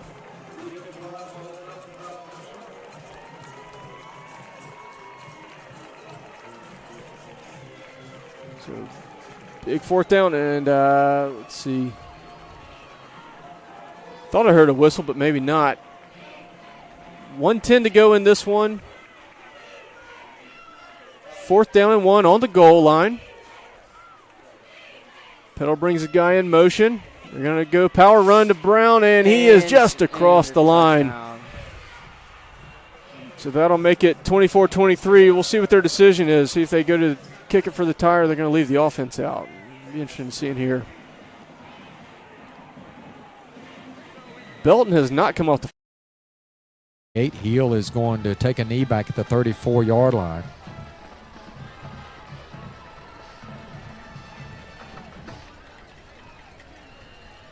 They'll have to snap it one more time, and then that'll be it. Okay, it looks like Tupelo is going to hang on against Oxford. They're going to win 20-13 to remain undefeated. Petal scored that touchdown. We're in timeout. Ocean Springs and Picayune is final. What's that score say? 56-42 Ocean Springs. We're waiting on Petal and Gulfport. Petal got the touchdown. Now they're going to go for 2. They're going to kick a PAT. We don't know. JA up 41-22 on Hartfield late in the 4th quarter there. And then Pearl and Clinton finishing up. Clinton up 27-13. Pearl with the football. They're driving late. They got a lot of work to do. Then we saw, just like I said, Madison Central beat Northwest Rankin 31-24. Madison Central is going to host Warren Central next week. Northwest Rankin is going to Brookhaven, and we saw Brookhaven last week. They're dangerous against those 7A schools that beat Madison Central last week. Petal going for 2, baby! Let's go check it out.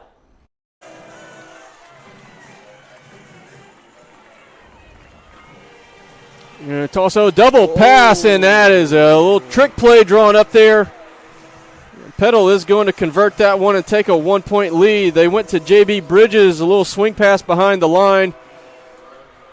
He flips it out, and that was Trey Barnes, the big guy in the end zone, totally uncovered. And so now with 55 seconds left in this one, Petal takes the lead back 25-24.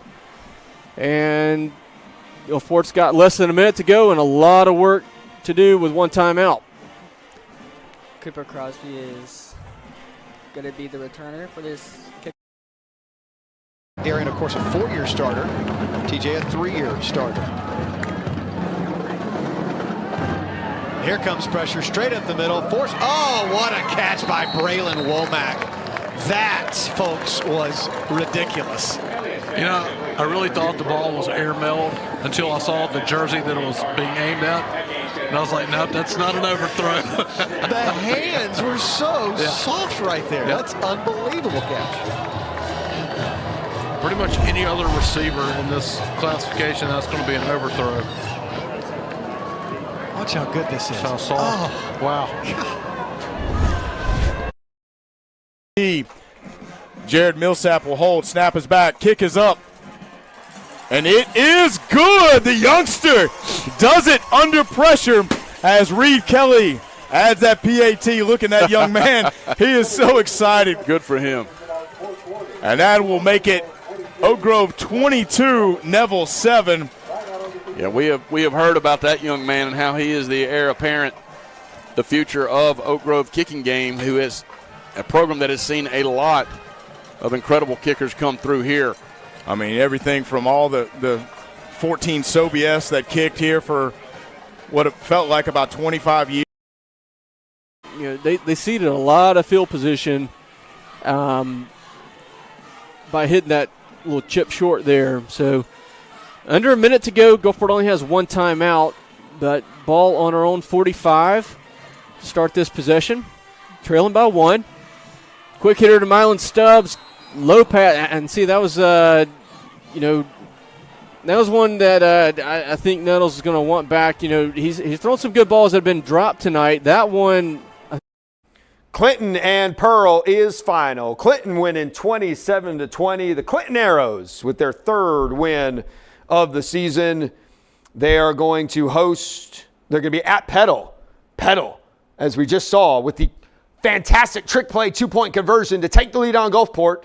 And Pearl is going to host Germantown next week. Let's go to Pearl and Gulfport. Gulfport needs a field goal to win. And they set up a beautiful screenplay. They are in Petal territory down to what looks like the 38-yard line of the Panthers. I don't know the field goal range of Gulfport, but they are inching closer, trying to set up a game-winning score. Make some big pickups for us there. Across the 40 down to the 38. Quick hitter to Hales. And looks like that slipped through his hands and is going to fall incomplete.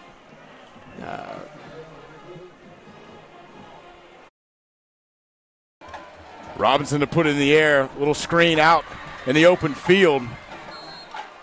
Well, what you can't do right now, Carr, if you're Oak Grove, you cannot give up the big plays. Looks like we have got a Warrior on the far sideline, the first cramps we have seen tonight. The straight answer as to what Carter's range is, but 27 seconds to go. We still got to get a little bit of yardage here. Another screen pass, and that one just couldn't quite get a hang of it. I feel like that one was thrown a little hard. Yeah. When you're only about 5 yards away, you can't have the complete. 3rd and 14. Right into the teeth of the defense again. As Colin McIntyre is going to be glad to see this game come to a close. As the clock. So got to move on to the next play. 4 wide here. 3rd and 10. Nettles dropping, looking. Steps forward in the pocket. Slings it wide to Hales. Makes a guy miss. He's across, and he steps out of bounds. That's going to be a Horn Custom Jewelry first down with 17 seconds to go. Oh, no, they said he stepped out way before. Okay.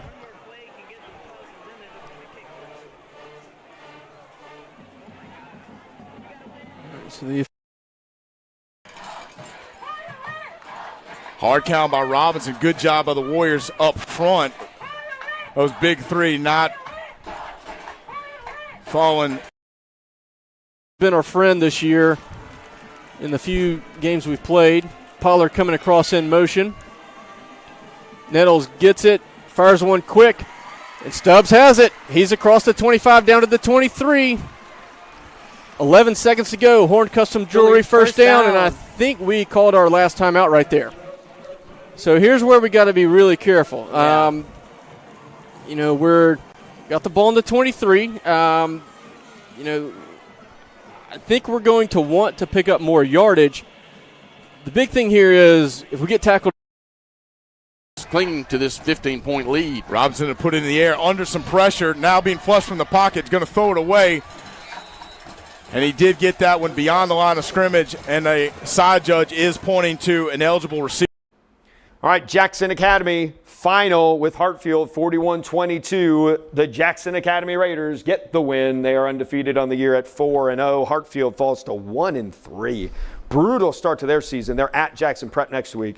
Meanwhile, Jackson Academy hosts Madison Ridgeland Academy, waiting for the timeout to finish up between Petal and Gulfport. Remember, Gulfport down 1 inside the Petal 30 with 11 seconds left. Talking it over. Here, this is Oak Grove up 22-7 on Neville from Monroe, Louisiana. Here come the Admirals. Looks like they're going to try and run one more play. Can't do anything fancy here. I believe they have no timeouts left. Let's go live to Gulfport. Kick here. But again, 11 seconds. Got to be really careful here what we do. Can't take a sack, anything like that. Nettles rolls, and he's just going to throw that one away. Down to 6 seconds. And looks like it is going to be attempted a kick here. So we are going to attempt the field goal here. 6 seconds to go. I'm quietly It'll on be the a edge of my seat. 40-yarder. Petal's got one timeout left. I anticipate they will take it. Make Carter Platt think about this one for a second. So we'll see. Coach Broyles is approaching the side official. Looks like he's getting ready to call that. He doesn't. Snap good, hold good, and Field goal good. just wide. Wow. He must have just barely missed it. He struck that ball really, really well, and everybody seemed to think he had it. 20-10 Warrior tie! Touchdown, Jay Barnes! It's going to come back, blocking the back. Really unnecessary. Barnes could have made the move without the block, but regardless, Barnes may have just sealed it for Oak Grove. Take a look at it here on the Goliath trailer replay. Balaam just got his hands on the back of the quarterback right in front of the official. And that is how you end a great show. What a great finish to a great week of high school football. Mississippi Scoreboard, Friday Night Live, presented by Performance Therapy. Week 4, finishing in a thriller. Gulfport can't get the field goal to win the game against Petal, so Petal survives. Let me find my notes real quick and see who is where next week. Like I mentioned about Clinton, Petal is going to be hosting Clinton. Meanwhile, Gulfport will be at Pascagoula. Gulfport falls to 1-2. Petal improves to 2-2. And then we just saw Oak Grove with a pick 6 right after the Gulfport miss. Great finish to the show. Great finish. Well, thanks again for watching, everybody. We really appreciate it. Hope you have a great weekend. And we will see you right here at 7 o'clock next week for Mississippi Scoreboard Friday Night Live, presented by Performance Therapy.